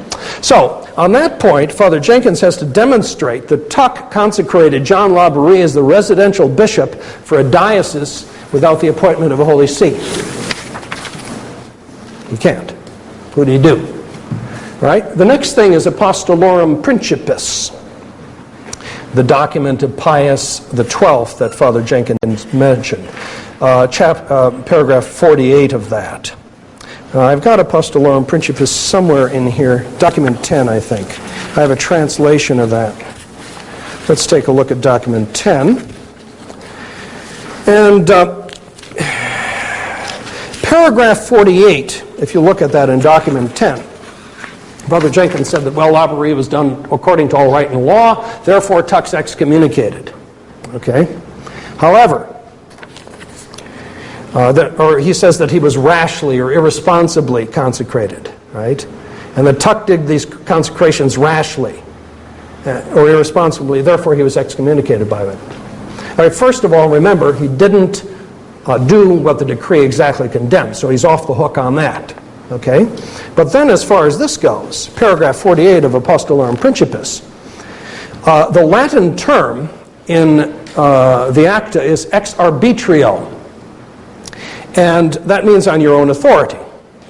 It does not mean, that, I did something rashly on a stupid, irresponsible impulse, but it means you did something on your own authority, and that's what he was condemning, which was the Chinese stooge bishops who were, Chinese clergy who were appointing stooge bishops, diocesan heads. So, again, as Regatillo says, if you it does not establish a new grounds for excommunication, but it merely refers to the applicability of the 1951 decree, that it applies to this case in China. And then this law and right business that Father talked about, you see that a consecration being done in paragraph 48. If a consecration of this kind is being done contrary to all law and right, okay, this kind refers to the previous paragraph. What do you find in the previous paragraph? You find three things. You find he's condemning rendering void the canonical appointment, the institutia canonica, canonical institution of a bishop, appointment of a bishop to be head of a diocese. B, he's condemning the second thing that I've underlined, the claim, the right of nominating bishops. And the third thing is consecrating them without the mandate of the apostolic see. So the excommunication, folks, disappears.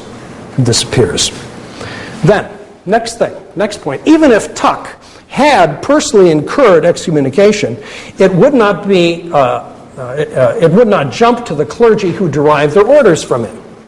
It doesn't work that way. Penalties are not contagious in canon law. It's not like the West Nile. You get like a penalty mosquito or something. Look at document 11.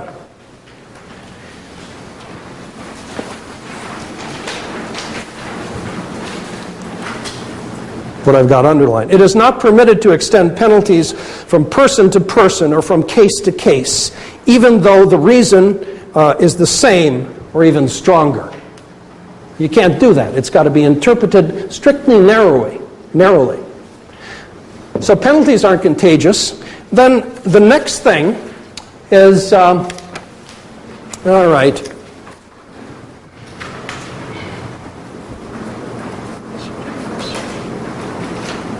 say Thuc was excommunicated. Let's see how that works.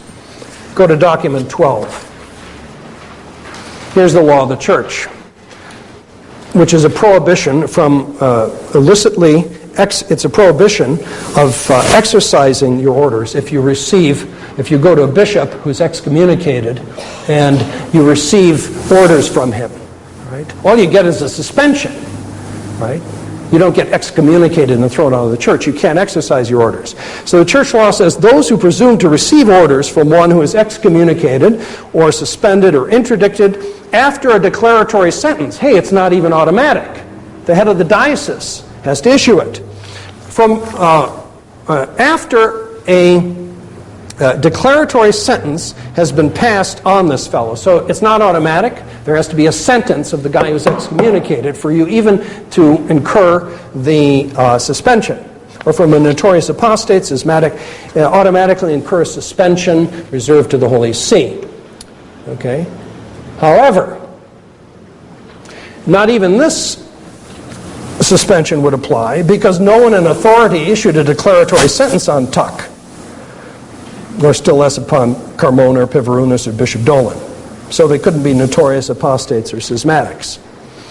And again, Father Jenkins, if he claims that, 1325, show me. Right? And then you also have the word in the decree, presumes. And that means that, well, it's a canonical terms, meaning that you receive orders from someone like that in bad faith. So you see all this stuff you have to get through? And you're not even suspended unless there's a sentence that's declared on you. Still less put outside of the church. It's guilt by association. But even if Thuc had been excommunicated, and he said to John Laborie that you're the bishop of some place or another, and I'm going to nominate you, and so on. And even if everyone, Bishop, I don't know. sign me up. Even if the whole shebang had been excommunicated, Thuc, Carmona, Pivarunus, Bishop, you could still receive communion from him. Go to document 13. Emily and Pancho would be permitted to receive communion from someone who is excommunicated. The law of the church would support that right. Except as provided for in paragraph 3, you can read that in the footnote. The faithful can, for any just cause, ask for sacraments or sacramentals from one who is excommunicated, especially if there's no one else to give them. And in such cases, the excommunicated person so asked may administer them and is not obliged to ask for the reason the request. Clear? Any just cause. One more minute, summary and conclusion.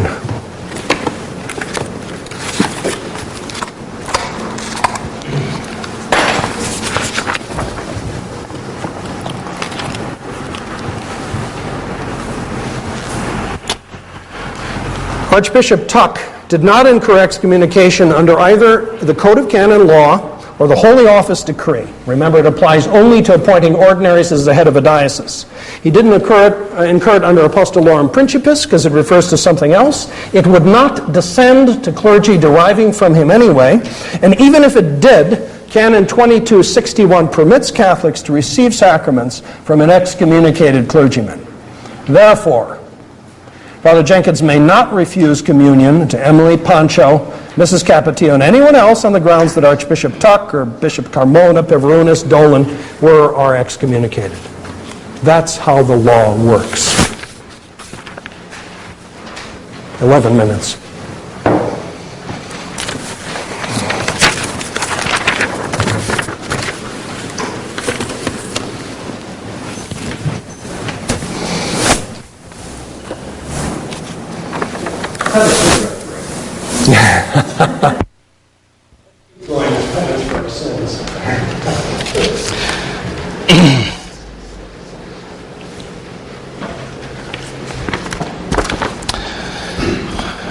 Well, let's see here. We're getting down to some brass tacks here, and that's a good thing. We're getting down to the question of the excommunication of Archbishop Thuc. And Father Cekada brought up Rigotillo. Actually, if you try to find a source that comments on this canon, Rigotillo was about the only one who issues some kind of a comment on this canon. And he's one commentator, that's all he is. He issues an opinion. What he's actually doing is he's issuing an interpretation of this law, which is kind of an interesting interpretation because it actually has nothing to do with what is said in the law itself. If you look, if you remember what I read, and I do have some copies here for you. Oh, and by the way, Father, you said that I said it's not in canon law. It's actually just a decree of the Holy Office. No, actually, I did say it is in canon law. It's canon 2245. I would accept that it's incorporated into that now. Oh, yeah, sure. Since 1951. It became effective immediately with its decree, with its appearance on August 9th, No, I know 1951. It wasn't in terms of anything else that we were discussing here on campus. Okay. But it is definitely part of canon law. There's no doubt about it. And it doesn't say anything about canonical appointment. This is a thing. I think you made a case out of the words canonical appointment. It doesn't say anything like that. It says a decree of the Holy Office concerning the consecration of a bishop without canonical provision. And the canonical provision is a matter of the being named and confirmed by the Holy See. Nothing whatsoever in this decree says anything about naming someone to a diocese. Nothing. There are two separate things, as you know. Consecrating a bishop and putting them in charge of a diocese are two separate things. There are lots of bishops who aren't in charge of dioceses, you know that.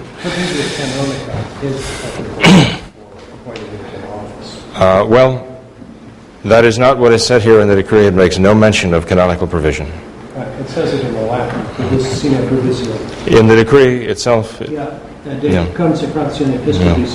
Well, that is your interpretation of it, but you see the actual text of the law itself does not say that. That's your interpretation of what I'm saying, that I'm saying is not accurate. And furthermore, the interpretation that you give, citing Regatello, is not the interpretation that the Church herself has given. Because, as it says, this is actually the application of the Church's understanding going back long before this, you know. So this wasn't actually a new provision in the sense that the Church just decided, well, let's start excommunicating people for doing things like this.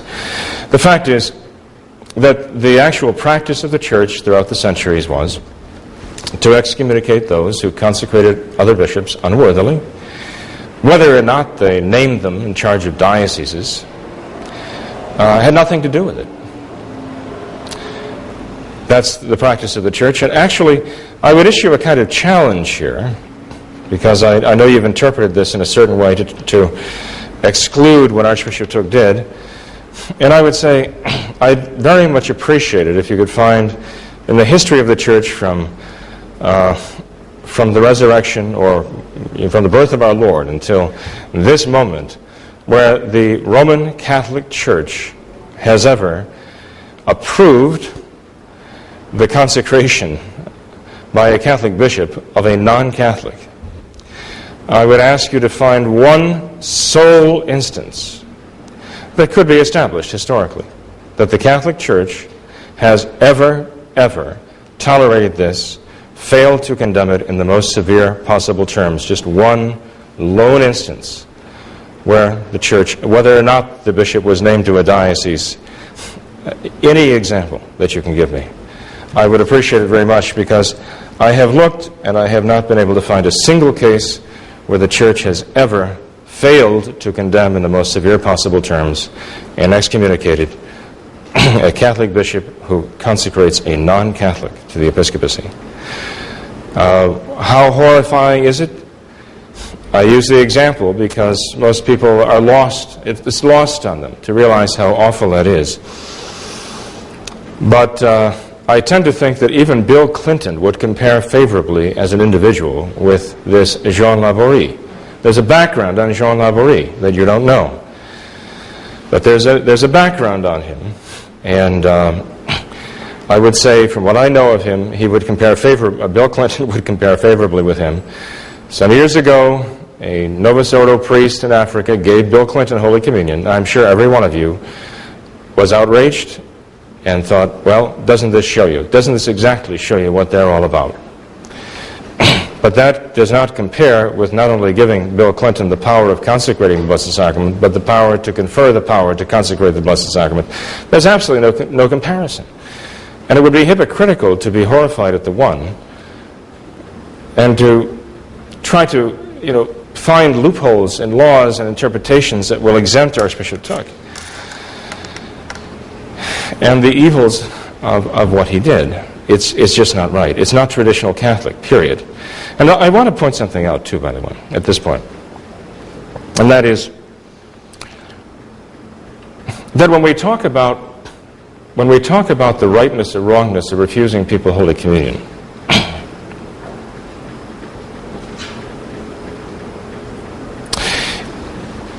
it really does not answer the question of whether it's right or wrong to go to a Thuc bishop or to Sharonville. Because even if it were wrong for a priest to refuse Holy Communion to someone for going to a Thuc bishop or Sharonville, it could still at the same time be scandalous to go to them. And it could still be even mortally sinful, objectively speaking, to go to them. Now again, Father Cekada has given us an interpretation of Canon 2261, paragraph 2, paragraph 3, and citing any just cause, a Catholic can go to an excommunicated minister for the sacraments. And the minister has the right to give the sacraments. And by the way, not all sacraments. Obviously, a Catholic could not go to a non-Catholic minister for the sake of being consecrated a bishop. Again, we know that is expressly forbidden by the Church. But for Holy Communion, for example. Again, I say Father Cekada's interpretation is wrong, because his interpretation leads to absurdity and something that the Church manifestly could never approve.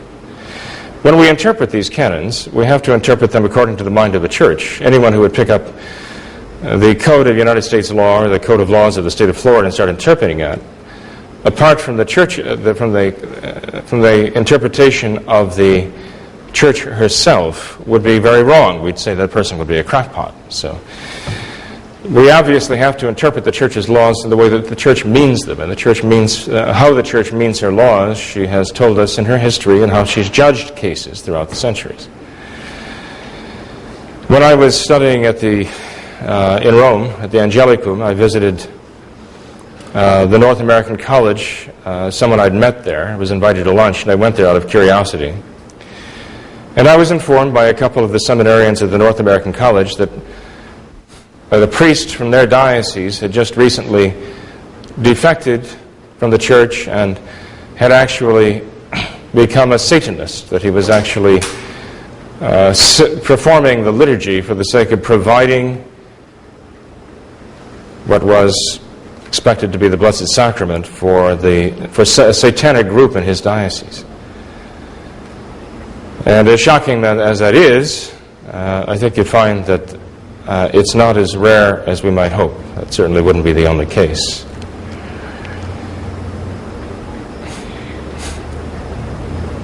Does it seem extreme to ask this question? Well, yes, it is. But the point is, could one go, asking the question, could one go to receive Holy Communion from such a priest who did such a thing? We might say, well, if he was only excommunicated, but for what he did, you could. Actually go, and for any just reason, just that you want to receive the host, not to save it, but to go receive it, that you would be entitled to do so, and he would be entitled by law to give it to you. It would be morally perfectly acceptable for him to do that. You know, that's not true. I'm saying that Father Cekada's interpretation of the law is wrong. You cannot always and everywhere go to receive Holy Communion from someone who is excommunicated. I'll give you an example where St. Thomas Aquinas says it's not possible to morally go and receive Holy Communion from someone who's even not excommunicated. And again, I'm not accusing anyone of doing this, but I'm just saying there is a case that shows clearly Father Cekada's interpretation of this canon does not coincide with the mind of the Catholic Church on this issue. St. Thomas said that if a priest were living in open concubinage with a woman, that it would be scandalous and it would be a mortal sin for you to go and receive Holy Communion from that priest, because you would be giving the appearance of partaking in his crime. As though you were saying, well, this is not that bad, or it's not bad at all. Now, what I'm saying is that there is a crime committed here against the Church, and it is a very serious crime. In fact, it's more serious than if a priest were to be living in open concubinage with someone. Because there's no automatic excommunication for a priest living in open concubinage. It's a mortal sin, certainly. It's a sin of scandal. But to consecrate a non-Catholic, a bishop, that is such a grave crime. I mean, even apart from his homosexuality and all the rest, is flagrant homosexuality. Being the head of a non-Catholic church, that is a crime that is actually worse than a priest living with a woman in open sin. And I say, yes, there are circumstances under which a Catholic could not morally and legitimately, and there is no just reason to approach him to receive Holy Communion, because the crime is so grave in the eyes of the Church that it would be scandalous to do so. As I say, we all understood that at one time, but we strayed from that. And I think we need to find that again. Because after all, my dear people, we all started out on this track for the sake of being traditional Catholics and being true to what the Church teaches and condemning what she condemns, embracing what she embraces, and as far as the things that she allows under certain circumstances, to be true to her in holding ourselves to those circumstances. The fact that we're traditional Catholics and the Church is in the condition she's in now in no way means that we can do anything we please. I've actually had a traditional Catholic priest, at least a one-time traditional Catholic priest came up to me and say, and he told me this with a perfectly straight face, you know, I think if we wanted to, we could actually go to a Greek Orthodox priest and get ourselves consecrated bishops and be perfectly satisfied with that. And my dear people, the Church would be horrified at that. Just horrified at that. That is not Catholic to do that. Just because of the circumstances, we cannot claim we can do anything we darn well please. If anything, we should hold ourselves more carefully to the law. We should hold ourselves more carefully because our situation is more dangerous and more difficult. And because we don't have the Holy See to turn to in this, one can argue, well, we don't have the Holy See to turn to, so how can we hold each other responsible for following the norms of the Church or interpreting? Well, does that mean then that anything goes? We can just absolutely get away with anything? I'm sorry. That is not being traditional Catholic. Rather, we have to hold ourselves more carefully to it. And that's what all of us were doing a while ago, holding ourselves very, very carefully and very strictly to this. It is wrong. What has been done by the Thucs is desperately wrong. There are hundreds and hundreds of Thuc bishops throughout the world right now, many of them giving grave scandal. We can't have anything to do with this. If the decree of the Holy Office at Pope Pius XII's personal insistence means nothing with regard to Jean Laborie and Pius XII, then we might as well just forget the whole thing, throw out the whole code of canon law and say anything goes, anybody can do what he wants anymore. But in doing that, we certainly would not be traditional Catholics. In doing that, we might as well go back to the Novus Ordo, because that's what it seems they're doing. Well, I actually got a little bit off the track here, probably much to your relief. But in order to remain traditional Catholic, we have to hold ourselves to a certain standard, and this is not holding ourselves to a certain standard. We were accused from the very beginning of being schismatic and having a schismatic mentality. And this is exactly the kind of thing that is going to drag us right down the drain into schism. We cannot permit of that. If I may just give one final example, and then I'll turn the floor over to you. Okay. And it involves yourself, Cekada. But I mean, you've mentioned my name. You've taken my name in vain plenty of times tonight. Okay, so I reserve the right to, and I'll pray for you as a result of it, I promise.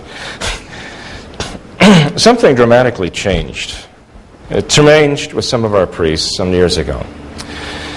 And honestly, I couldn't figure out what was going on. It started out dragging up old wounds, perhaps, with Clara Berry, for one thing, or Sister Mary Cabrini. But then it ended just 2 years later with a public embracing of the Thuc bishops in Mount St. Michael's on the part of Father Cekada, Father Dolan, and St. Gertrude the Great in Sharonville. And ever since that time, we've just been reeling. And I know Father Cekada and Father Dolan were not surprised by our reaction, because they knew exactly where we'd stood all this time, but they made a decision that this is what they believed was the right thing to do. But they should not have been shocked and surprised when we reacted as they knew we would. In fact, the same way they had reacted for years and years before that. So it's not fair to express amazement, outrage, that we simply did what we had always done before, just because they had changed their minds and we didn't. If we're not supposed to blame them for changing their minds, they certainly shouldn't blame us because we didn't change our minds. But something happened which really kind of oriented my understanding of what was going on here. And I think gave a very clear idea about the way things were going back then. And I'll try to express it this way. And I know Father Cekada lived these things, and so he knows these intimately. We had a priest working with us in Florida back in the mid-'80s, and we found out that he was bringing into the Florida missions one of the Thuc priests, someone who was ordained by Bishop Musey, or Father Musey of Texas. Father Musey had left the priesthood for 10 years or so and then returned. And the priest, and he had been consecrated a Thuc bishop. And he was ordaining, or he had ordained, one or the other, a man who had been married for something like 20 years and already had 5 or 6 children, but then had a marriage annulment. And Father Musey was ordaining this man a priest. His name was Gaston Lopez. And I understand now he too is a Thuc bishop. And Father Cekada got wind of it. He notified all of us that this was happening, and he went to Florida, and he went through the legal proceedings to have this Gaston Lopez excluded from the churches, because he knew that this was not right, it wasn't Catholic.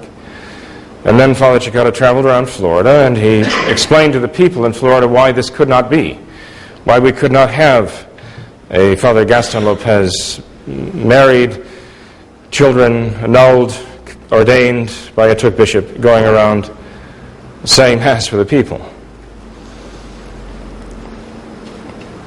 Within a matter of a few years after that, Father Cekada and Father Dolan sat down at a priest meeting, a meeting of traditional priests in Spokane, Washington, I believe it was, at Mount St. Michael's, with 20 other priests. And I know Father Dan Jones was there. He told me about this. And one of the priests who took part in that conference, in that meeting, was this same Gaston Lopez, married man, children annulled, ordained by a Thuc bishop. And he was just accepted there as a traditional Catholic priest with everybody else. And I asked myself, how can this be? And can you accept that? Is that right? Is that what it's all about? Is that what we set out to do years ago when we decided we were going to hold to the church's traditions, to simply sweep all that under a rug? You can't do that. One can use the law, but one can abuse the law too, and I think that's what we have to consider here. We have a clear-cut statement by a pope through the Holy Office excommunicating under these circumstances, and explained later in Pope Pius XII's Apostolorum Principis. And I know there was one thing Father Cekada brought up 3 reasons. Those are separate reasons. You don't have to meet all those reasons to fall into the excommunication. Pope Pius XII, in giving those 3 reasons why the excommunication applies to rash consecrations and consecrations against all law and all right, those 3 reasons are not to be saying you need all 3 reasons to make it so. Any talk about a canonical appointment or making void canonical appointments, I mean, this is actually taking this out of context. I just have to say that. Father Cekada's interpretation of the canon is out of context because the Chinese were, in fact, taking bishops appointed by the Holy See, real Catholic bishops, and then imprisoning them, taking them out of their dioceses, and imposing new bishops into those dioceses. That's what he's referring to when he uses that expression in the canon, or in the encyclical Apostolorum Principis. In that particular measure, when he talks about going against canonical appointments of bishops. But he doesn't say and there, nor does he say or. He lists the reasons, and they are independent of each other. And the last one that he lists is consecrating bishops rashly and contrary to all law and all right. He lists that as an independent reason, not as part of an ensemble of reasons. And that is precisely what the law states, my dear people. We have to hold ourselves to that. And yes, it does matter. If we have to we have to follow the safer course, and the safer course is to have nothing to do with the Thuc clergy. It would be scandalous to get involved with them. We've always said that, and we say it now. He's got his interpretation. I've got the interpretation of Eduardo Regatillo, the head of the Canon Law Department at the Pontifical University of Comillas in Spain. And I've given that to you. Whose interpretation should have more weight? Other things. Other points. We'll talk about the scandal in a second. Father Jenkins has a lot of the stuff. The church would have done this, and I see this situation, and I think that the church would have imposed this penalty, or the church would have imposed that penalty, and I think the case is parallel. Remember, we already said in the documents that penalties don't go from case to case. Okay? I back my stuff up, not with musings about what the church would do, but what she actually did. It's in the law, folks. Okay? Here's about this analogy, right? What the church would do. And this is Commentary on Canon Law, Charles Augustine. Analogy is not admitted in interpreting penal laws. So if there's a punishment, hence there's no stretching from one person to another, from one case to another, even if the reasons or circumstances of persons and cases are quite alike, and the reasons for extending the penalty seem even stronger. I'm sorry Father doesn't like that and thinks that I'm being liberal or something, but that's what the law says, and that's what I have to go with. The other thing is, this interpreting what he thinks the mind of the church would do against what the mind of the church actually tells us in the words of her law. Okay? And that stuff is all very nice, but when you talk about punishment in penal law, it's got to be, before you bust someone's chops and say they're out of the church or they're excommunicated or anything like that, the rule is always that the law has to be interpreted strictly, exactly, and narrowly. There is, I think, by the way, a penalty for a priest who lives in concubinage. And the idea of, hold more carefully to the law, it's not the law he's holding to. It's his idea, right? I've given you the law. I photocopied the stuff. Okay? And what this whole thing is, again, is, as I warned you, is we're getting into guilt by association with different people, rather than what does the text of the law say. And then he says something dramatically changed. Okay, the appeal to drama, right? That we said, yeah, you darn right something changed. I found out what the law of the church was. And I found out that I hadn't been following it up until that time, and that on the issue of the validity of the Thuc consecrations, which would be something for another night, I suppose, that on the issue of the Thuc consecrations, on the issue of schism in Mount St. Michael's, on the issues of so many of these other issues, that I was being fed something that was wrong. It simply wasn't in the law of the church. And so you're darn right I changed. When I found out what the law was, I researched it, and I changed it. I changed it. Because that's what I've got to do as a Catholic priest. You know, I'm going to refuse communion to these devout people up in Columbus. I've got to be pretty darn sure, these Mount St. Michael people, that they actually are forbidden by law. So I've got to go to the law and look for it before I bust their chops. Thuc, Richter, my role and everything, fine. Sure, of course. Of course I went and I ran Richter out and Gaston Lopez out. And I would run Gaston Lopez out today. Right? I would run him out today. And then as far as the Mount St. Michael meeting and Gaston Lopez being there, sure he was there. We ran him out. So what you've got, folks, is you've got horror stories here. You know, it's going to make you feel bad. Ooh, Father Cekada, Bishop Dolan, unsavory associations. All I'm saying is we've got to follow the law of the church. Okay, a few more things. Scandal, okay. Let's see.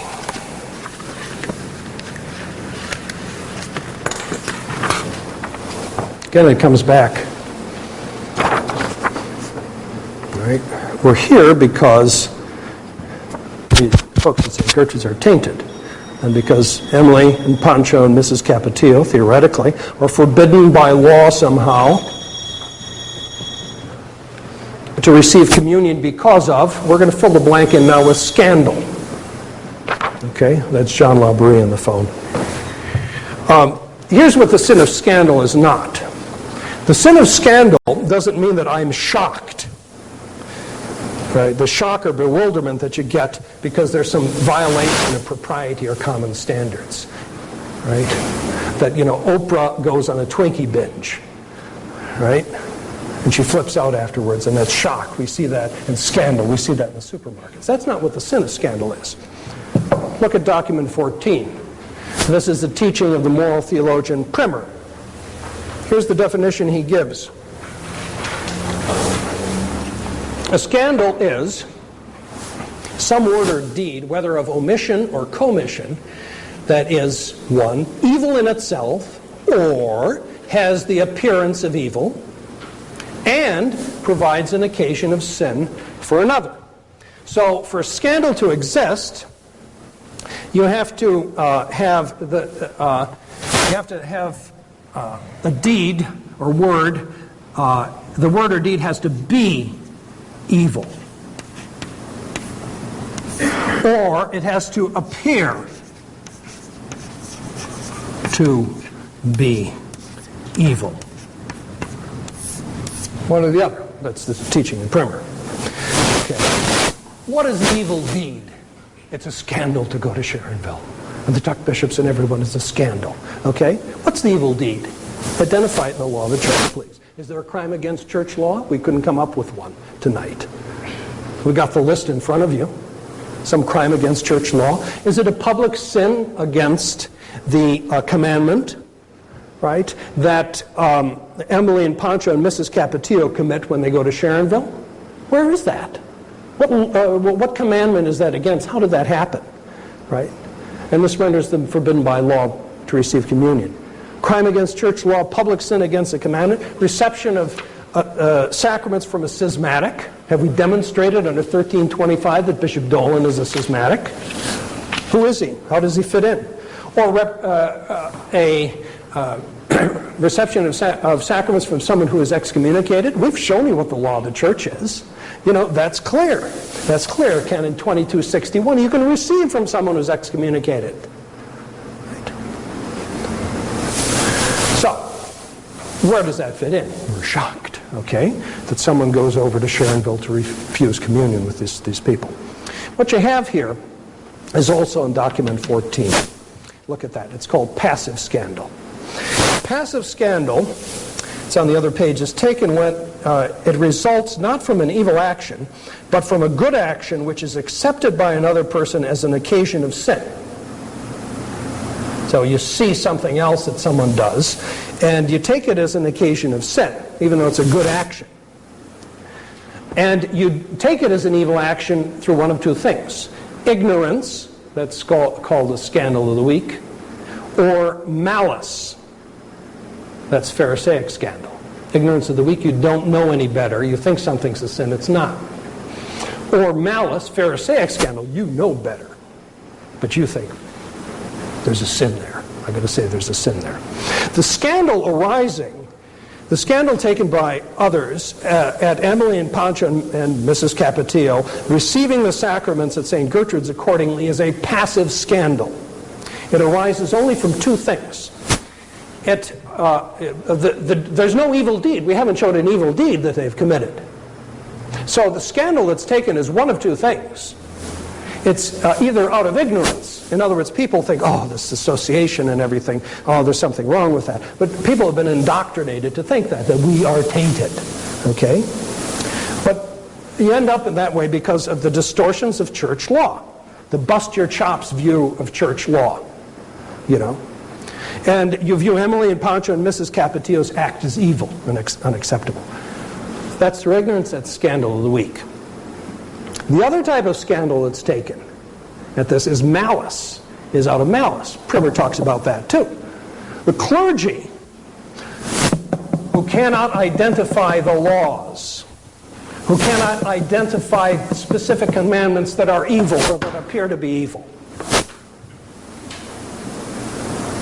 against which you have committed these supposed crimes or sins. You can't identify them, but nevertheless you persist in maintaining that, oh, there's a scandal present by going to Sharonville. That, folks, is Pharisaic scandal, because there's no evil deed. They haven't told us what it is. There's no obligation, Primer tells you, to avoid Pharisaic scandal. That's also in document 14. From the fact that Pharisaic scandal is caused by the malice of the person taking scandal. Malice doesn't mean he hates my guts, right? Or the Bishop Kelly hates my guts. Malice in law means that you know better. Fundamentally, you know better. On scandal. For a true sin of scandal to occur, Emily, Pancho, and Mrs. Capetillo would need to have committed some evil or apparently evil act in the first place. Evil or apparently evil. We've seen tonight we still can't identify the law or commandment after all these years that they violated. We just talk about scandal and guilt by association. So the scandal is only Pharisaic, and you can't refuse them communion on those grounds. The other final thing we left on the board was unworthy ministers. You could read all my arguments.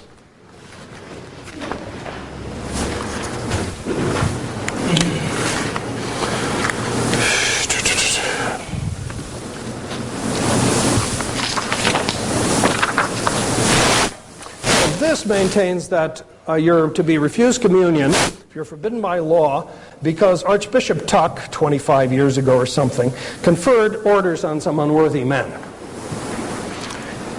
Look at document 15.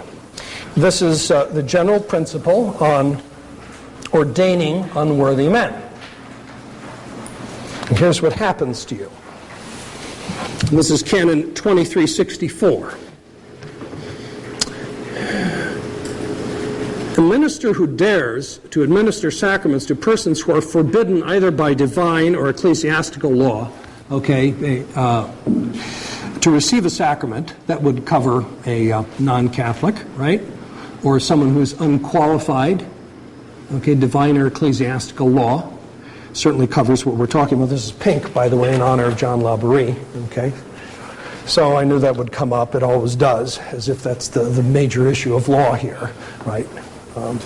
So here's the principle. A minister who dares, ausus fuerit is the Latin, we'll go back to that, to administer sacraments to persons who are forbidden either by divine or ecclesiastical law to receive them, shall be excommunicated, cast out of the church, shall be suspended, forbidden to exercise his orders from the administration of the sacraments, and then it's not automatic.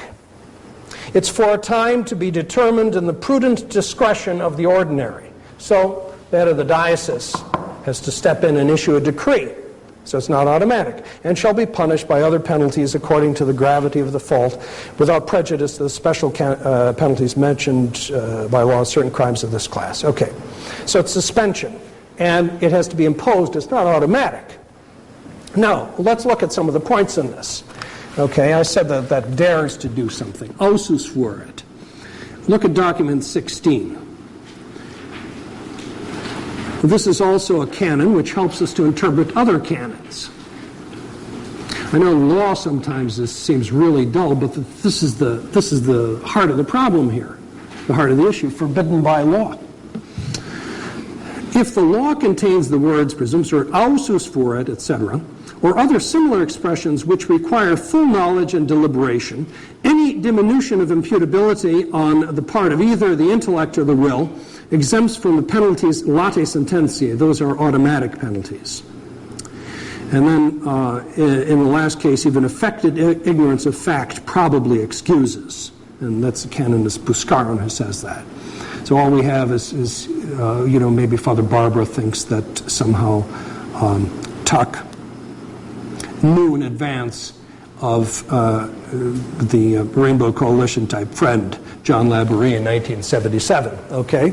But he would have had to have full knowledge, but then he would have only gotten suspended. He's not cast out of the Catholic Church for that. That's guilt by association stuff again. It's not automatic. The ordinary of the diocese would have to do it. He has to have ordinary jurisdiction, and the other ordinance couldn't catch it from him anyway.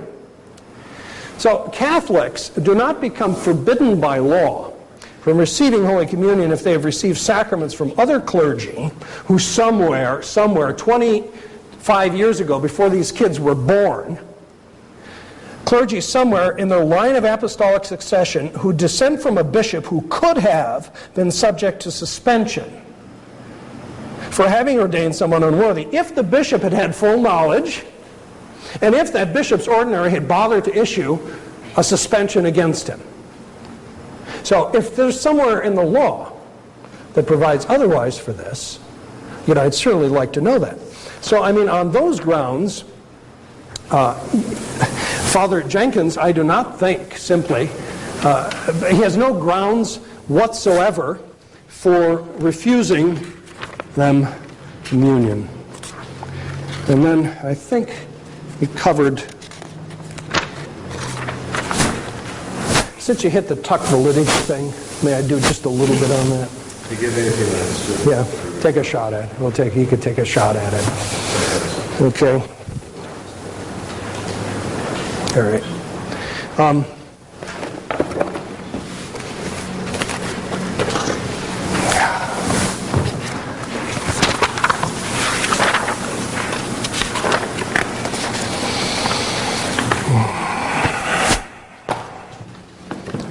I thought I had something. You may be in luck. Maybe I don't have anything on it. We could all go home. Well, okay. Here's some quotes that you can pass out on the consecration things, and one to Father Jenkins first.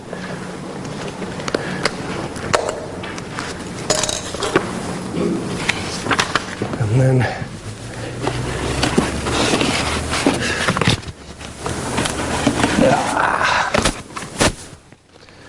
just a bit of background on this. I'm going to try to go through it quickly. It's a little bit of a complicated thing, but I did do an 83 article, as Father mentioned, criticizing Thuc, his involvements, but I didn't address the issue of validity. And I said this in the article: further research would be needed to ascertain what theologians and canonists consider evidence sufficient for validity in such a case. So validity was open. Yeah, there was some awful stuff. We began to re-examine the issue in the Pius V Society because of Father Sanborn's visit to Brazil in '85. And an issue was basically the validity of Gerard de Laurier's and Bishop Carmona's consecrations. And two of us were supposed to do the research into it. I was deathly against it, against the validity and against any involvement. And so I volunteered to work against it in the research, and Father Sanborn volunteered to work for it. So the key issues as to the research were that there are no certificates that appear to have been issued. What do you do in something like that? This was a major objection I had. Normally you have a certificate for a sacrament. There appeared to be no certificate. All right? That was also Father Kelly's objection. Then, okay, are there special requirements if there are no certificates? And Father Kelly said, yeah, that you need qualified witnesses, otherwise it's doubtful, or you need evidence of correct use of matter and form, otherwise it's doubtful. Okay, so that was the second thing. Then, were there special requirements for Episcopal consecrations in general? Were there any in canon law or other legislation? That's not a very common thing. Or then, what about Thuc's sacramental intention? Okay, you heard he did a lot of goofy things, so it seemed. We didn't know the man, so it sounded questionable to me. And the issue there is, again, what assumptions do canonists and theologians require us to make? So that's why you research. When you research. So by 1988, that's 5 years later, I concluded this, that on the basis of what I came up with and what Father Sanborn came up with, that a certificate was not required, okay, to assume that a given rite had taken place and was valid. You say, well, certificate is official, but it's no traditionalist sacramental certificate is canonically official because we're not canonical pastors anyway. So then are there special requirements if no certificates? And I could find nothing to require qualified witnesses or positive evidence of matter and form, etc. Are there special rules, other special rules you follow? No. What about Thuc's intention? Okay?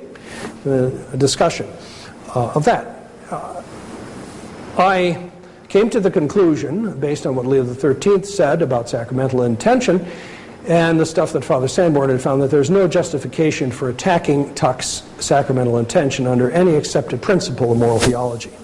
So my conclusion at a certain point there was that we're obliged to regard the consecrations as valid. So what I did in 91, I put all my research together in an article. You can find that on the website.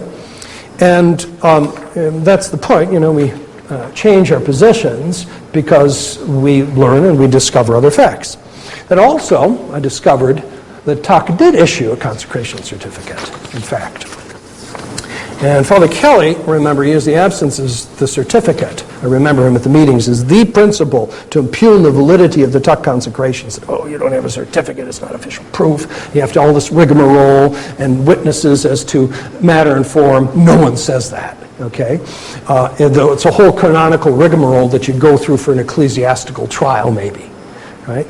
But so then the certificate, you've got to have one and everything. Principal objection. Then I found one in 92, and then he ignored it and now started to talk about Thuc's mental state, okay? Very simply, my position. I'll explain it to you on the validity of the consecrations. The standard procedure for verifying when someone receives a sacrament is this. The priest ascertains the fact that the ceremony took place. You come, you say you've been baptized, okay? You have a certificate. If you don't have a certificate, one can't be had. Maybe there's some other proof. Maybe there's photos of your baptism. Maybe there's someone who was there who said that, the priest baptized you, okay? So, did it occur? Then the minister who performed the rite, all right?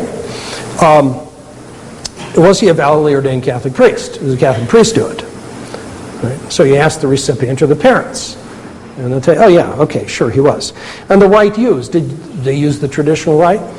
Or the Vatican II rite for a sacrament? Oh, they used the traditional rite. Okay, fine. Then you conclude that, ceremony occurred, right? Validly ordained priest did it, used a traditional rite, valid. No further questions. No rigmarole, special witnesses, all this other stuff. Okay, we apply that to the Thuc consecrations. What you can ascertain is the fact, first of all, that the ceremonies occurred. I've got a consecration certificate, right, that attests to that. There are published photos of it, of both Gerard de Laurier's, from whom Bishop Sanborn derives his apostolic succession, and Carmona's, from whom Bishop Dolan derives his, of their consecrations. There are photos. And there are numerous articles about it, saying that they had a consecration.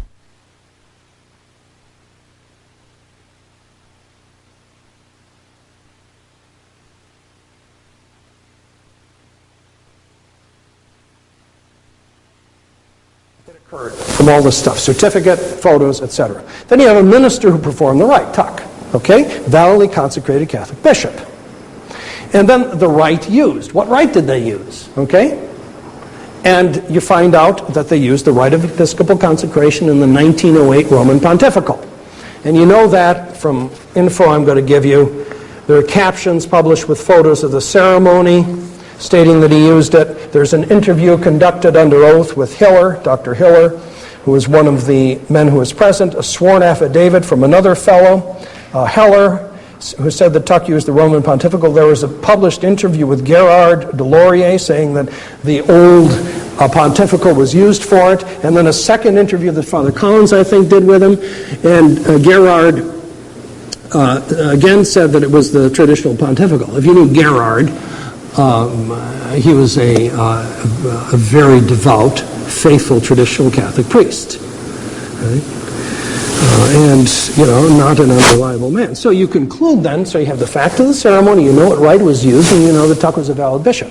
So you conclude, just as you would with any other sacrament, that it occurred, validly consecrated bishop, you use the rite, bang, it's valid.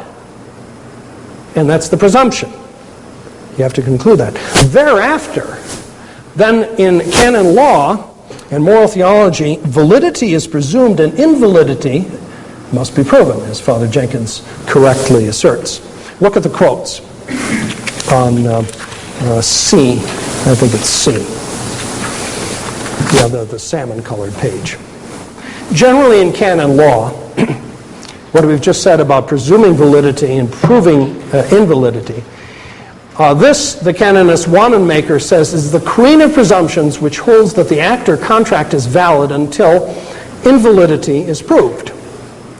Then, next quote, and this is from Cardinal Gaspari, who is also the compiler of the 1917 Code of Canon Law. And he says that an act, especially as one as solemn as an ordination, must be regarded as valid as long as invalidity would not be clearly demonstrated. And then also, you have to presume that the intention was correct. And this is from the theologian Leeming. This principle is affirmed as certain theological doctrine taught by the Church, to deny which would be theologically rash. The minister is presumed to do what the rite means. Okay, briefly, what are the defects that would mess up an episcopal consecration? Right? That you would have to prove now to prove that it was doubtful or invalid. Right? But you'd have to prove the idea of like proving something doubtful. You have to find a reason for invalidity in the reality of the rite. You can't just say, oh, I doubted because I wasn't there and I think Thuc was a crazy old geezer. Okay? It doesn't work that way. You have to prove from what happened. The consecrating bishop did not impose hands, that's the matter of the sacrament, that he didn't pronounce the essential 16-word formula. You would have to prove that. Or he withheld his intention internally to make a bishop or to do what the Church does. And Leo XIII says the matter and form automatically have the correct intention, and all of our normal sacramental practice presumes that the priest has the correct intention, anyone who administers a sacrament. Then this business about the intention is absent. Here we get into mental state stuff, okay? This would be if the consecrating bishop is not performing a human act, right? Because he lacks one of two things, merely external attention. He does not know that he is performing a sacramental act in episcopal consecration. There's no act of the intellect. He doesn't know what he's doing. Or he doesn't even have what's called virtual intention. That his external action of performing a sacramental act hasn't been produced by any act of his will. He isn't using his intellect or his will. An example of this would be sleepwalking. Right? I was a sleepwalker when I was a kid, and if that sort of revived, and I went to the altar, and I got the bread and wine out and everything, and pronounced the words of consecration. That's not a human act. My intellect and my will aren't engaged. That's how out of it, how much of a vegetable you have to be. Virtual intention is the minimum level of intention required and sufficient for validity for a sacrament, and it guarantees that a sacrament is valid even if the priest is internally distracted before and during the entire sacramental rite. And if you look at the quote, the final quote on that page from Coronata, he says this intention is necessary and sufficient, and it is certainly present in someone who regularly performs sacramental actions. For example, a priest who goes early to the church, puts on vestments, goes to the altar, celebrates Mass, and consecrates a host or host presented to him, even though he does not think about the intention of consecrating. That's how far out of it you have to be. So that's hard. You have to meet that minimum, right? That's not much. Just quickly, and then I'll stop all this. There's no evidence of a defective matter or defective form or defective intention in the Thuc consecrations. Zip. And you don't have to prove those things. That, there was. He did impose hands. There was no defective form, right? Then there's the mental states slander that we hear. The mental state slander.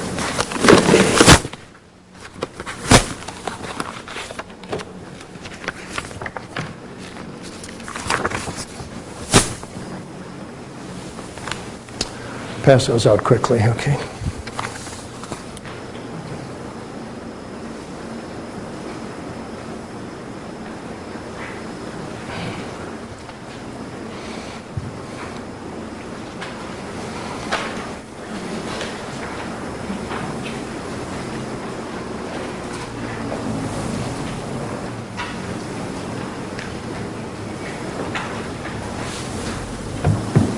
Look at the photos. Page through the photos. Does Thuc look like he's a dazed sleepwalker who doesn't know where he is or what he's doing? But the dazed, out of it mental state you'd have to prove at the time he was in. At the time of the consecrations, if you wanted to say they were doubtful and valid or invalid. Zombie, does it look like it? It looks like an old guy saying Mass. Smiling, reading things at the altar, bent over the altar doing that consecration part of the concelebration part of the bishop's rite. He's got his hands on the altar. He's reading something, standing up. He's reading something, sitting down, and they're responding to him. Then he's put the mitres on them and sat them down. Right? The two guys, two bishops he's consecrated. Then at the end he's reading the exhortation and they've got their hands out. He's going to put the ring on their fingers at an episcopal consecration. Right? Then he's smiling with them at the end. Or then later, in December, later that year, after these consecrations, then he's ordaining Bruno Schaefer, right? To the priesthood. He's concelebrating with Schaefer. He's reading from the rite there. Schaefer, I can't make it out, is doing something at the altar. The final page, he's reading, concelebrating the Mass, which you're supposed to do. Right?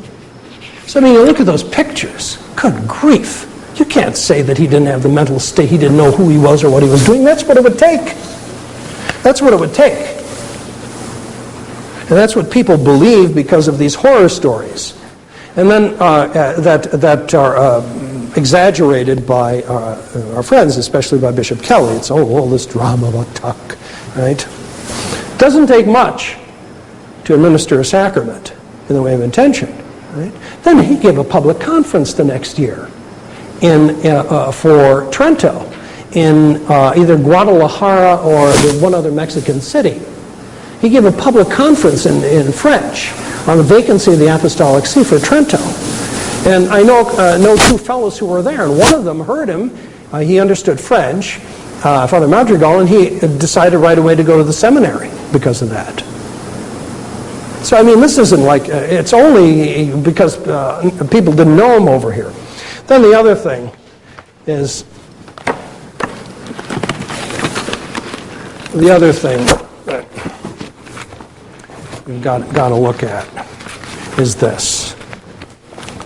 We'll pass them out so we don't take too much time. This is the consecration certificate that's written on Thuc's own hand, okay? Now I found this,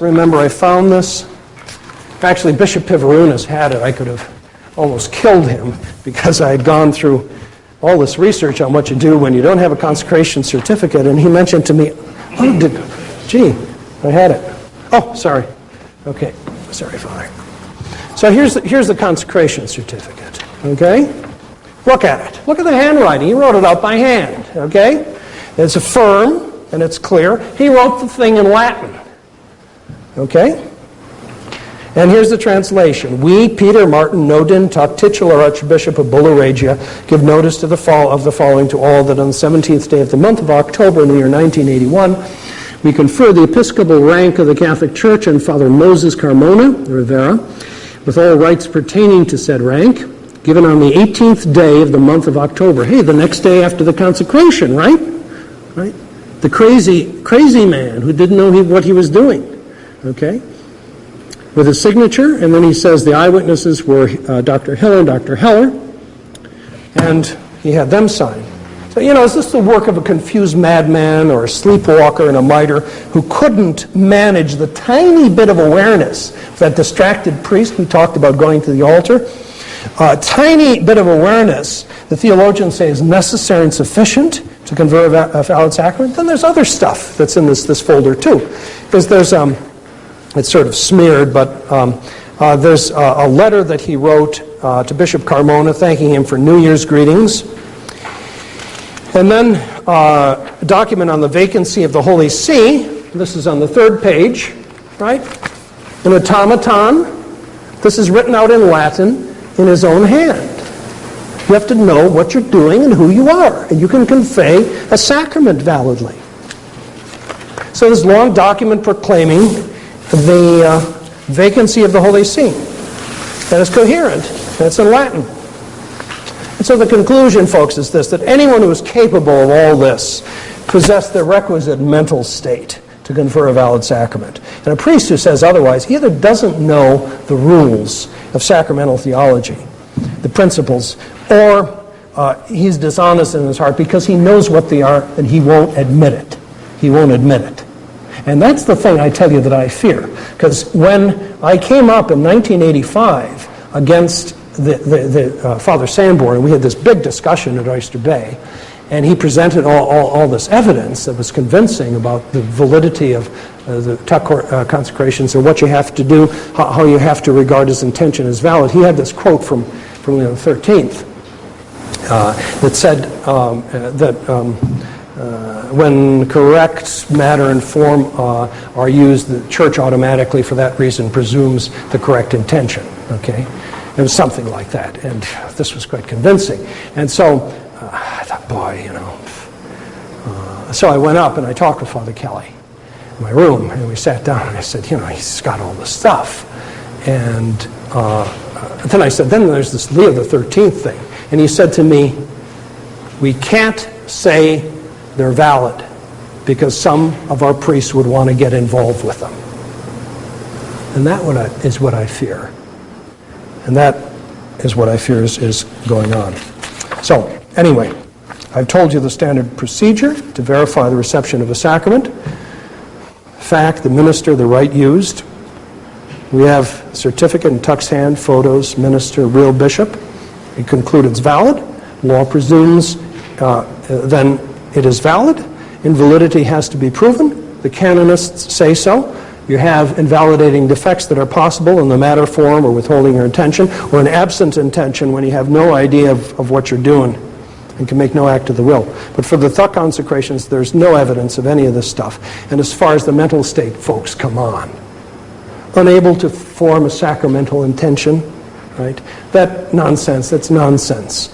And it's refuted by the photos, which you see yourself. It's refuted by the handwritten documents that I've given you copies of. And especially the consecration certificate, which was the big bugaboo, which was later found. And to attack his mental state is ignorant or is dishonest. And finally, and I'll let you go, is what I've resolved, what I tried to do tonight is simply to expose the law of the Catholic Church to you. It's not a question of winning a debate or making points. It's a question of finding out what the Church expects of you. And I think that I have done more than my part, giving you chapter and verse in canon law, sacramental theology, and other documents which tell you what the true practice of the church is with regard to all these disputed issues. My confrere, Father Jenkins, has come up short in all of these.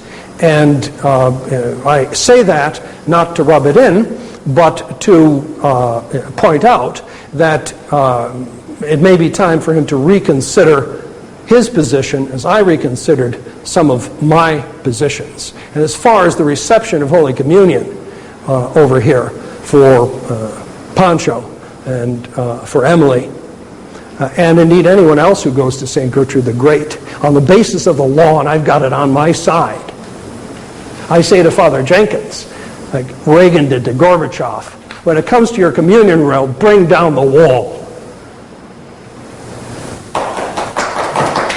That's okay.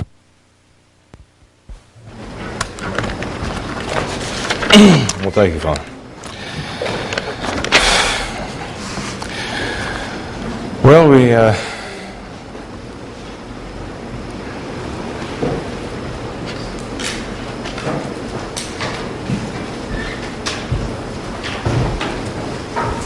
think I got the yellow one already, don't I? Did you get one? Well, I got a yellow one. I don't know if this is the yellow one or not. Yeah, I think it's yellow one and yellow two.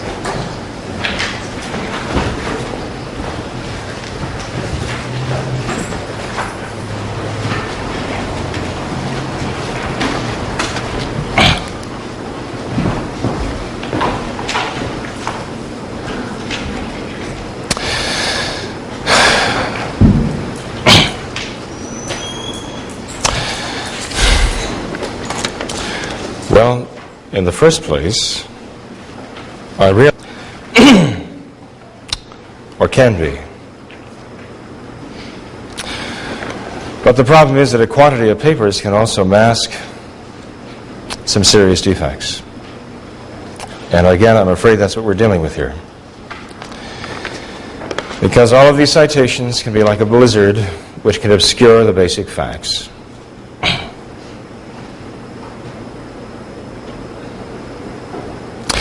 The question is not a matter of giving numbers of canon laws and putting quotation marks. It's a matter of the understanding of these things and the application of them. For example, you just heard Father Cekada read you a canon from the Code of Canon Law of 1918, in which he said that the law prescribes suspension for a bishop consecrating or a man being consecrated by a bishop unworthily, that is contrary to divine and human law or ecclesiastical law.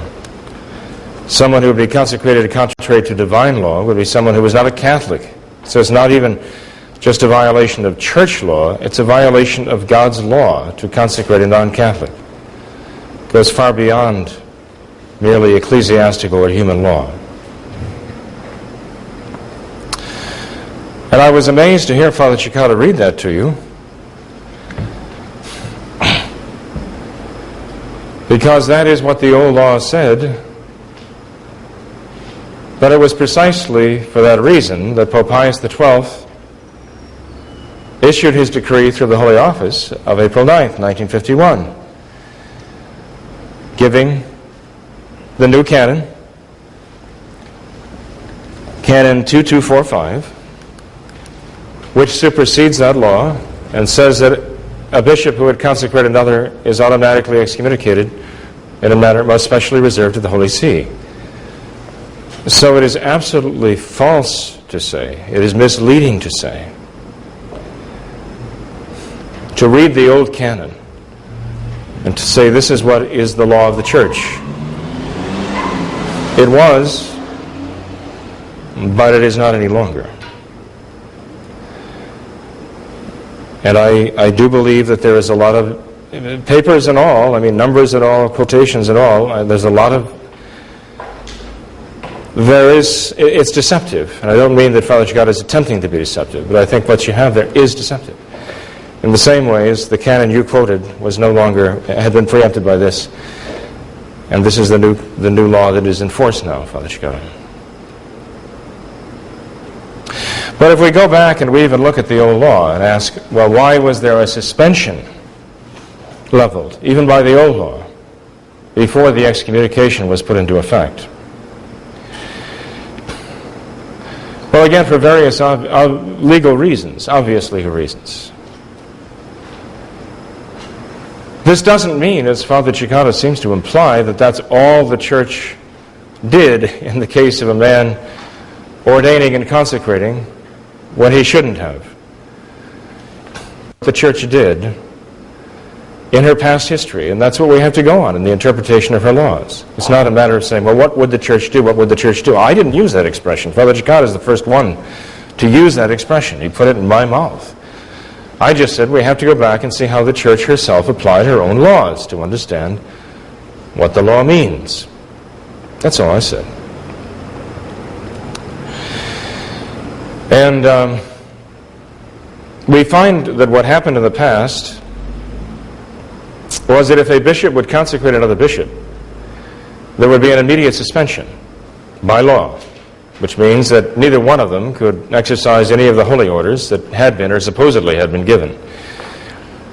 None of them could do it legally, and Catholics should not have gone to them for any reason either. But while this suspension was in effect, the Church would investigate and determine exactly what the situation was. What are the circumstances here? Was this, in fact, an illicit consecration? Did the bishop who consecrated know what he was doing? Were they both fully cognizant? And the next step has been, in the past, and I challenge Father Cekada to gainsay this with a single example. After determining that the bishops involved were, in fact, illegally, contrary to all right and law, as Pius XII was later to say,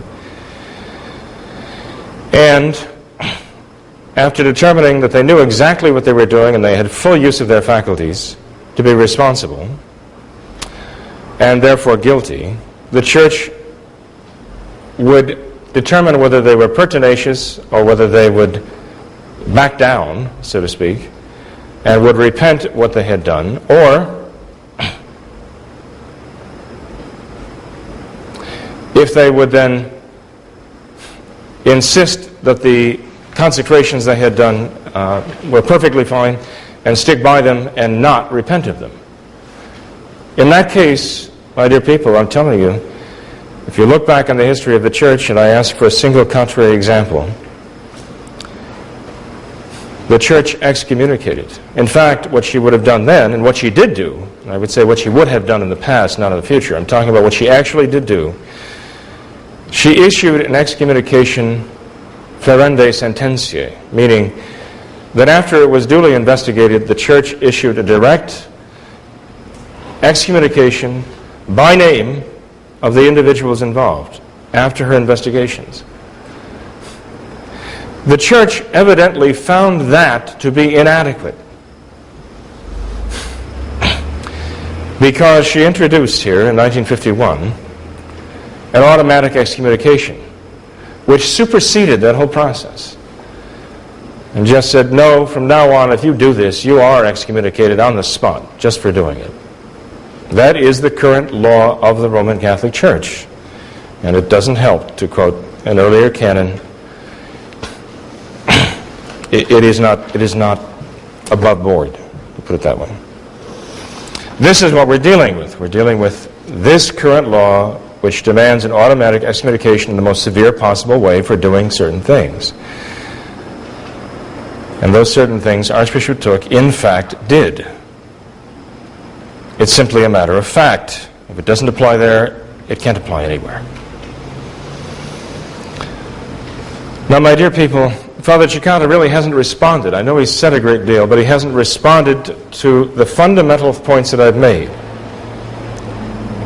In my response to the very first things that he said, all I said was, yes, all of these things apply, but they're not everything that apply. That the law itself allows for circumstances which are not expressly covered by the law. That's my point, and I gave examples.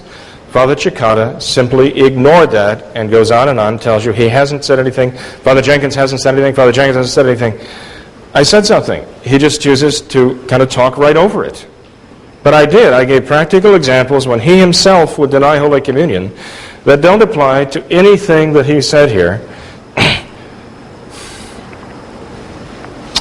And it just doesn't count. But I find this is the way it is with those who support the Thuc bishops or who justify getting involved with him. If they say something that they cannot respond to, it simply doesn't count. And they simply talk right over the top of it as though it never happened. Well, it does count. Father Cekada's understanding of this law is not true, is invalid, is faulty. Let me put it that way. It's just faulty. And with regard to the whole question of the ordinations having to be accepted as valid just because they took place. As far as those, I mean, where do you start with this? Because, well, start at the beginning, I guess. I'm saying that what he's saying is absolutely not true. He posits that and that he gives you this big scenario about how we apply that to the Thuc bishops, and he doesn't even apply it to the Thuc bishops, because the whole principle concerns, as I said before, to the Church's norms and normal way of doing things. And yes, I say, if there were a consecration in the Roman Catholic Church, or an ordination in the Roman Catholic Church, done according to the Church's way of doing things, then yes, the Church says you must prove that they're invalid. You must demonstrate that it's invalid. Those consecrations, those ordinations are invalid. But Father Cekada's point that he couldn't find any requirement for witnesses, so he said, I'm not sure he meant it that way. Again, that is absolutely not true. The Church does require qualified witnesses. Canonist Felix Capello says so very clearly. You have to have the qualified witnesses. And canonists, moral theologians, and sacramental theologians state very clearly that you have 3 bishops present for a consecration ordinarily, and the co-consecrating bishops are there as witnesses as well as lending the power of their episcopal orders. Again, if you want to hold me to any of this, and you've got it all on tape, I will get you the information. But that's a fact. Witnesses are required. That's why we went over. That's why Father Sanborn went over there. Because he realized that. And he went over to ask the same questions Father Kelly and I went over to ask. And when we left, all 3 of us had determined we just did not have the evidence based on the answers of these men. And they were the only 2 men present who were still alive. At least in terms of Father Gerard de Laurier's consecration.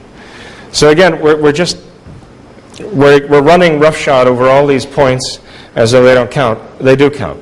They're important here. And no amount of just ignoring them is going to solve them. The fact that there is a quasi-certificate, I would say that is a quasi-certificate, although it is interesting. I mean, I must say, it is interesting to see that statement. But you yourself said you wanted to strangle Mark Pivarunas for not printing. Well, how can you blame us for saying, hey, where's the proof here? And it wasn't forthcoming. I blamed him because I had to go and write an article for all that stuff about the which wasn't true. Well, I wonder what's going on here. You know, all of a sudden, you know, this hasn't been forthcoming. We've talked about it, and all of a sudden, poof, this thing sort of falls out of the sky. But my point, Father Cekada, even at that is, and I said this at the beginning in my first talk, that certain documents have been offered, and I said they're not worthless. They're worth something. But my point is they're not worth everything. They're not an absolute, unqualified proof, necessarily, of anything. With regard to Archbishop Thuc's mental state, I don't know if those photocopies of photographs would hold up in court as proving Archbishop Thuc's mental state. I mean, you can put anything in somebody's hand and say, hey, put this on his head. I don't know if it proves anything. I mean, I'd like to think that, you know, they show that he was a nice gentleman and he was thinking straight and so on. But here's the problem. See, in bringing all that up, you're ignoring things that also need to be brought into the equation here. That you just can't say, well, this doesn't count because it doesn't fit into my worldview, or it doesn't fit into my conclusion. I mean, I've seen those photographs. I understand what you're saying. I've talked to people on both sides of the question. I've read things on both sides of the question of his mental state. But it doesn't make things go away that are serious, serious problems. Things that even Hiller and Heller brought up to us. I mean, we know that Archbishop Thuc, before he allegedly consecrated Father Gerard de Laurier, had to state categorically that John Paul II was not the Pope. Then he appears to consecrate Gerard de Laurier, and we have it on the authority of Hiller and Heller that he was constantly invoking John Paul II's name in the ceremony as authorizing him to consecrate Gerard de Laurier. It shows that, if anything, he knew where he was and he knew what he was doing, but he was mistaken on that particular issue. He was performing a human act, an old geezer. No. Well, listen, let me just finish. Okay? Sorry. I'm saying that 2 weeks before he had said he's not the Pope, and then he goes to the ceremony and he continually invokes him as the Pope. It's like Lefebvre. And has to be, no, it's not. Archbishop Lefebvre never did anything like that. I dare you to prove, say he did, because I don't like you to take Archbishop Lefebvre's name in vain. We had our falling outs, but to compare him to Thuc is an absolute calumny. He was not Thuc. And that shows the weakness of your argument when you resort to that, I'm afraid. It is a fact, we have it on record, we have it in sworn testimony, that during the consecration of Gerard de Laurier, that Gerard de Laurier himself had to continually intervene in the ceremony and tell Archbishop Thuc, you can't say that, because he continually invoked John Paul II's name, in spite of the fact that just 2 weeks before he had said, well, he's not the Pope. And that's the only reason Gerard de Laurier was willing to go ahead with the consecration. He could read the prayers then, huh? He said it would have been schismatic to go ahead with the consecration if Gerard de Laurier did not denounce John Paul II as the Pope. So we have an inconsistency here. I'm just giving the other side of the story. That's all I'm trying to do, and I don't need the interruptions. I'm just trying to give the other side of the story and say it's not as simple as what you're representing here with these photocopies. We know also that Archbishop Thuc did celebrate the new Mass shortly after consecrating Gerard de Laurier. No, please. My point is this. My point is that 2 weeks before, a few weeks before this, Archbishop Thuc had said that John Paul II is not the Pope. He celebrated the new Mass in the cathedral with the bishop of the diocese, the Novus Ordo bishop of the diocese, with a number of other priests who put their hands out at the consecration. That does not prove he was not in his right mental state. Okay, I know. This is what we're talking about here. But the problem comes down to this. According to Doctors Hiller and Heller, who are close associates of him, and who are defenders of him, they claimed that they asked him how he could possibly do this. And his answer was, because the bishop of the diocese had been so kind to him, allowing him to hear confessions in the cathedral church, that he felt he owed it to him to come celebrate the new Mass with him. But Archbishop Thuc said to these men, then we have this on tape, not just in writing, we have this on tape, their own voices. They said that Archbishop Thuc told them, for what it's worth, that he withheld his intention in the process of doing this. That is, he simulated the sacrament of consecrating. And my dear people, as Archbishop Thuc would know very well, this is a mortal sin, condemned by every moral theologian. And Father Cekada knows very well, simulating a sacrament is a very grave sin. Archbishop Thuc was a doctor in canon law. He was had a doctorate in moral theology, dogmatic theology. He knew these things. All I'm saying is there were things that he did during this period of time of his life that simply do not fit into the norm of somebody who's thinking straight. That's all I'm saying. Am I saying that it proves that he was out of his mind and did not have the power to validly confirm, ordain, consecrate? No, I'm not saying that. Am I saying that these cases do give rise to a prudent doubt that has to be resolved. That's all I'm saying. And I'm saying this contrary to all of the stuff that Father Cekada said. There are issues that are unresolved with regard to Archbishop Thuc's mental state. It has been brought up, by the way, by Father Gerard de Laurier in his own In Memoriam, and also, in other places too. I won't get into that because it'll take too long. But I'm telling you, there's another side of the story. It's just not as simple as Father Cekada would have it. There's more to it. Father Jenkins, I would concede all those things. Okay. Well, let me go on here. I knew you would because they're facts, and you know them as much as I do. And you got them from my articles.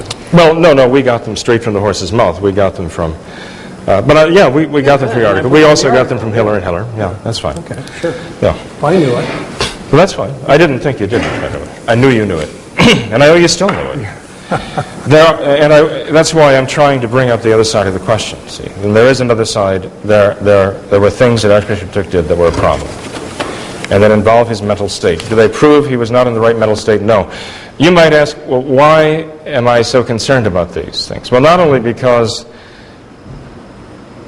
they do posit a bit of a question mark anyway that begs to be answered as to how he could do these things. But not only that,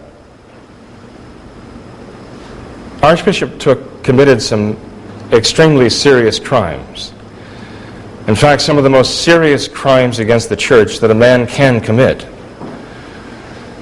I gave you a few examples of the type of excommunications that are reserved for the kinds of things he did.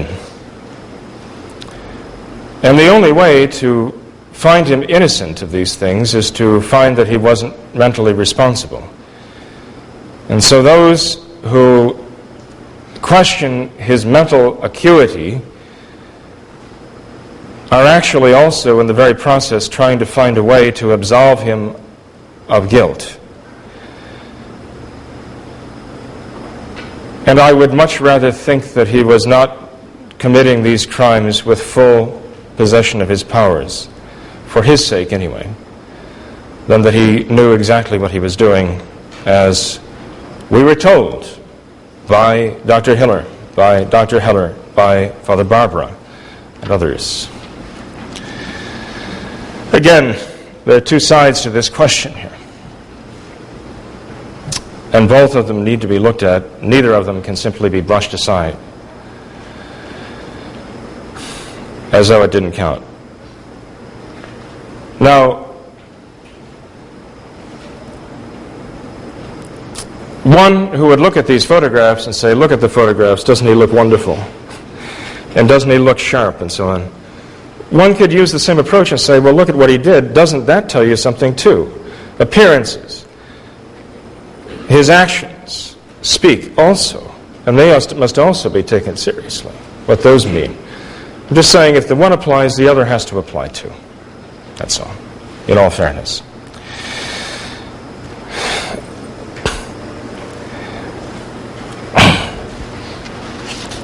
Just want to respond to the essential things that Father has said.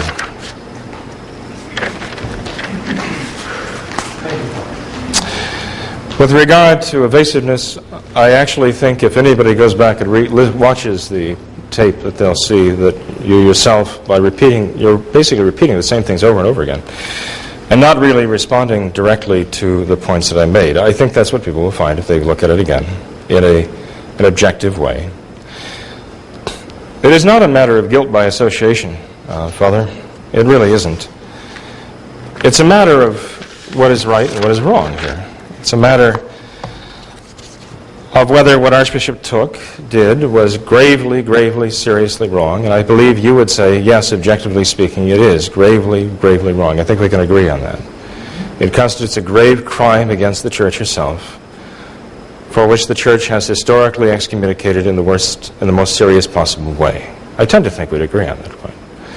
It's the consequences that follow from that that are the point of dispute here. I think you're misapplying the laws. And I do restate what I said before. the involvement of Sharonville and its priests, its clergy, in the Thuc bishops and the Mount St. Michael's fiasco. A sect, schismatic, by the words of one of the Thuc bishops themselves, a sect in your own words, which I still think you would probably agree that it was a sect back when. This has raised such serious problems. It is not a matter of taking Pharisaical scandal. There is objectively scandal involved in these two things, the Thuc bishops and the Mount St. Michael's group. And we're not wrong to recognize that fact. We have an obligation in conscience to recognize it and to denounce it as being absolutely contrary to the traditional norms of the Church. If we don't hold ourselves to those, we cannot claim to be traditional Catholics. There are some things that the Church has always and everywhere condemned. This is one of them. Actually, this is about 10 of them. And we have to always and everywhere condemn it too. I submit by the very fact that you and Father Dolan have chosen to unite yourself with this lineage, that you are justifying it in the minds of people, that you are basically taking something that is gravely, gravely wrong and telling them it's either okay or it's not that wrong. And that is scandalous. That is scandalous by the actions that you have performed. Your actions are not only doing something that is evil, but you're actually telling people it is not evil by uniting and justifying something that is definitely evil. And that people who go to take part in that and worship at St. Gertrude are testifying by their presence there that either what has gone on here, the whole package, including all of this baggage and all of this background, it's not merely guilt by association, that their presence there is saying by the very fact that they are worshiping there, okay, this is either not wrong and all that has come with it, or it is not that wrong. And it definitely is. It definitely is. We can do that any time. We can do that next time. Yeah. We can do that next time, Gino, if you want. We can talk all about Bishop Mendes. I would welcome the opportunity because Bishop Mendes has been calumniated, and that's mortally sinful in itself, to calumniate a good person. We're talking about, with Archbishop Thuc, though, we're talking about Archbishop Thuc, things that are notorious and public here, Gino, and that's a different thing. Not just rumor and innuendo. We're talking about things that are public, notorious. We're talking about facts. That's what we have to stick with. Good. Thank you very much. I think that... I think it's time to start the question. Oh no. 3.5 hours, actually. Just a couple of quick questions. He's on a different schedule than I am. I go to bed early. Can I ask one thing? Just one question about the people that he brought up about What do we go by these things? We do have the cards here filled out. Oh. And there are index cards over there. Does somebody have an index card? There is something called before we want to stating the project. We're also asking. They could, but we have these from the families involved. Pardon? Good job. First, Well, thank you. Have your smoke, One of Jim. the meetings. Yes, Father, may we ask our own questions from the card from you? Yes. I will never be able to opportunity. Good night. Thank you. God bless you. We'll see you in church. I won't be able to attend in the future this fall. So if I can ask Matt when you're done, I can start with you. When I'm done with these? Okay. Is Father Jenkins stepped out for? I think so, yeah. Have anything you want to fry me with since I'm here? Okay. But also mention that we do have water over there. I'm sure a lot of people are getting very thirsty by now. Maybe you should take a quick 10-minute break. Oh, the thing is that I can't go much later. I'm starting to fall asleep. So if you have any questions you want to fry me with, fry me. Okay? Okay, well, there's something about the Cekada. Okay. Start with those. See if they pick up or not. The first one, Father Cekada, is why did Father Cekada, Father Sanborn change their minds about Bishop Thuc? Basically because of what I've explained, basically because of the research that we did. I did a lot of research. I dug through different things in libraries to try to address that qualified witnesses issue and all of that stuff. And it was because of the research that I changed my mind and changed my position on it. And that's what I felt I had to do. I resisted it because of, as Father Jenkins would say, the baggage. But then when you discover that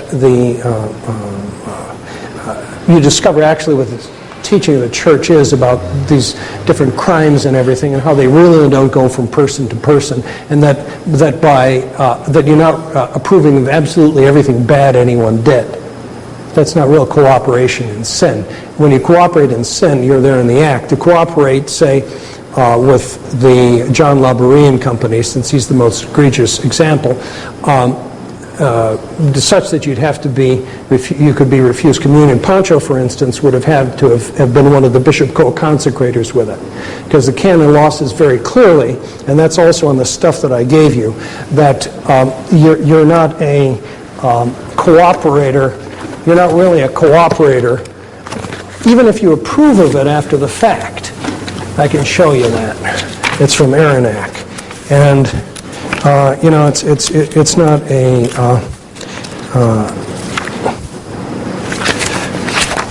I got it in here somewhere. Oh yeah, the last one, document 17. Approving a criminal action, sharing in the spoils, concealing the offender, and all such actions performed after the crime is already consummated, may constitute new delinquencies in themselves if there are penalties enacted against them by law, but they do not constitute cooperation in the crime, nor render one responsible for it unless the support or encouragement had been promised beforehand, and in that sense preceded the evil deed. So that's how cooperation works. So, Emily would have had to have helped elect Schuckart the Pope or whatever is the offense, and Pancho would have had to have been a cooperator before the fact, 25 years ago. So I discovered stuff like that. Okay, another question for Father Cekada. It states, our position is that Archbishop Thuc was either evil or not in his right mind. Mm-hmm. If evil or not in his right mind, a bishop cannot ordain or consecrate.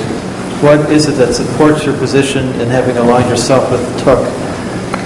What's the first part? If he's evil or not in his right mind? It said, our position is that Archbishop Thuc was either evil or not in his right mind. Mm-hmm. And that he could not, therefore, consecrate or ordain a bishop or priest. What is it that supports your position in having aligned yourself with Thuc bishops and priests? That as far as the evil goes, that dies with a person. And as we've said, it doesn't mean you're cooperating, and that's very clear in canon law. That's the first point as far as evil goes, and that doesn't affect your the validity of a sacrament. Secondly, as far as not in your right mind, I've given you quotes from as far as what the minimum intention is that's required, and it's very, very little. And that was in the last part of my presentation. So those have been addressed already. Okay, any more to fry me on? There's the second part. Okay. Is which ordinations and or consecrations do you accept by Archbishop Thuc? Do you accept them all, most of them? Well, by accept, the only ones that I would have anything to do with would be the ones who descended from either Carmona or Gerard de Laurier.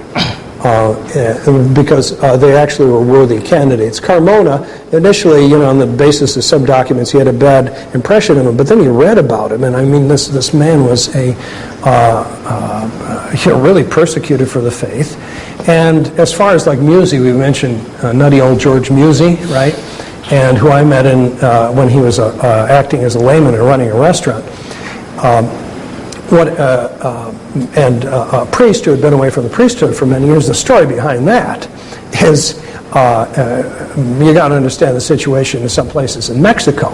The Mexican priest said that what happened is shortly before Carmona consecrated Musey, he had been kidnapped by banditos up in the mountains, hired by the Novus Ordo, him and a nun, and they'd been held for 2 or 3 days. and he was afraid they were going to kill him. So he was looking for someone to consecrate for the sake of his seminarians. Sure, he maybe shouldn't have done music, but, you have to cut him a little slack sometimes. You find out these things when you actually meet some of the people. Okay? It just amazes me, though. When you talk about these things, you say, well, maybe you shouldn't have consecrated music, but what are you going to do? I don't understand the mentality. We're talking about very, very grave, very serious matters here. He might as well have consecrated one of the banditos. I wasn't there. No, I know, but just the way you say this is that, it's like somebody going on a Twinkie binge. Father Cekada, I just don't see the analogies here, honestly, and I don't see how you can, at times, just so cavalierly dismiss something as though, it's nothing. It's serious business here. Sure, it's serious, and it's wrong, but it doesn't impede their right to receive Holy Communion under the law, and that's my point. Well, see, this is the thing that concerns me so much, is I see this cavalier attitude about so many things, and it is very, very worrisome to me. I actually fear, and I want to get to the questions, but I fear for what I perceive to be a cavalier attitude about, and taking something in your hands so sacred. Father Dolan and you have an enormous responsibility, just as you would say I do. You're pointing the finger and saying, you're wrong, and denying Holy Communion. But you see, that is basically denying the fact that you've taken upon yourself a responsibility to ally with this renegade outfit. You haven't identified the evil acts or the crimes that they've committed. You would only associate, even yourself, you'd only associate with 2 of the Thuc bishops of all of the hundreds that exist. 2 don't I have the right to that do you that? would find to be a worthy, and you said you would associate with those 2 because you find them, you personally find them to be worthy candidates? The ones who are descended from them. But then none of it impedes their right to receive Holy Communion. But see, this gets back to what I meant before, though, about the you take 2 of these whom you personally deem to be worthy candidates. That's your choice. I don't have to agree with you, right? They don't have to agree with you either. Sure. And you dismiss hundreds of others of these Thuc bishops as far as you know, unworthy candidates, but they don't count. But they simply don't count. But what about the case of a person who would say, well, Bishop Henneberry down in Florida, I think he was a worthy candidate, so I'm going to go to him. You'd say? No. No, you wouldn't do it. No. Would you deny him communion? No. You wouldn't deny him? I wouldn't deny him. If he went to Bishop because Henneberry? the thing is that this has to be interpreted strictly, Father. In other words, I have to find that in the law before I can deny him communion. If somebody came up to communion wearing a baseball cap, would you insist that he take it off? Yes, I would. And if he didn't? And if he didn't, I would refuse it because he's a public sinner. For wearing I'm permitted. He's showing disrespect to the Blessed Sacrament. That's the point. You say that all of these issues, Father. You say that I'm not addressing this. Really? Well, I withdraw the question, and I apologize for getting us off on that. Wearing a baseball cap in church does not make you a public sinner. You look at the things that make somebody a public sinner. That's not one of them. But let's go with them. Okay. I really should not have interjected. I apologize for that. Yes, we do need to get back. The next question for Father Jenkins is, Father, do you believe the sacraments are valid at St. Gertrude's Great Church? Well, that's a kind of broad question because it depends on who's conferring them. What about Bishop Dolan when he's saying Mass? Is that valid? Yep. Could be. I suppose. Could be. Right? Yeah, there's another side to that question that we shouldn't even get into here because we'll be here until... Oh, you bet we'll be. No, I can handle that too. Well, I know you can. That's what I'm afraid of. Because we don't want to be... Well, I'll tell you what, let's right now agree to talk about that. Okay. The thing if we're going to talk about it all, let's talk about it later. That I think I at least am at the limit of my that's why I say we should talk about it later. Okay. Anyway. And so I don't even want to get into that. But I'm saying that if you have, I will say this much, okay, if you have a priest who is ordained by a Thuc bishop, or a bishop who himself was consecrated by a Thuc bishop, I would say that the validity of these consecrations would be in doubt. You cannot presume they are valid because they were done outside the norms of the church. That's when you have to demonstrate that they are valid, to be certain of it. And, but I would say, in any case, because of this background, that it's not guilt by association. It's actually descendants from this scandal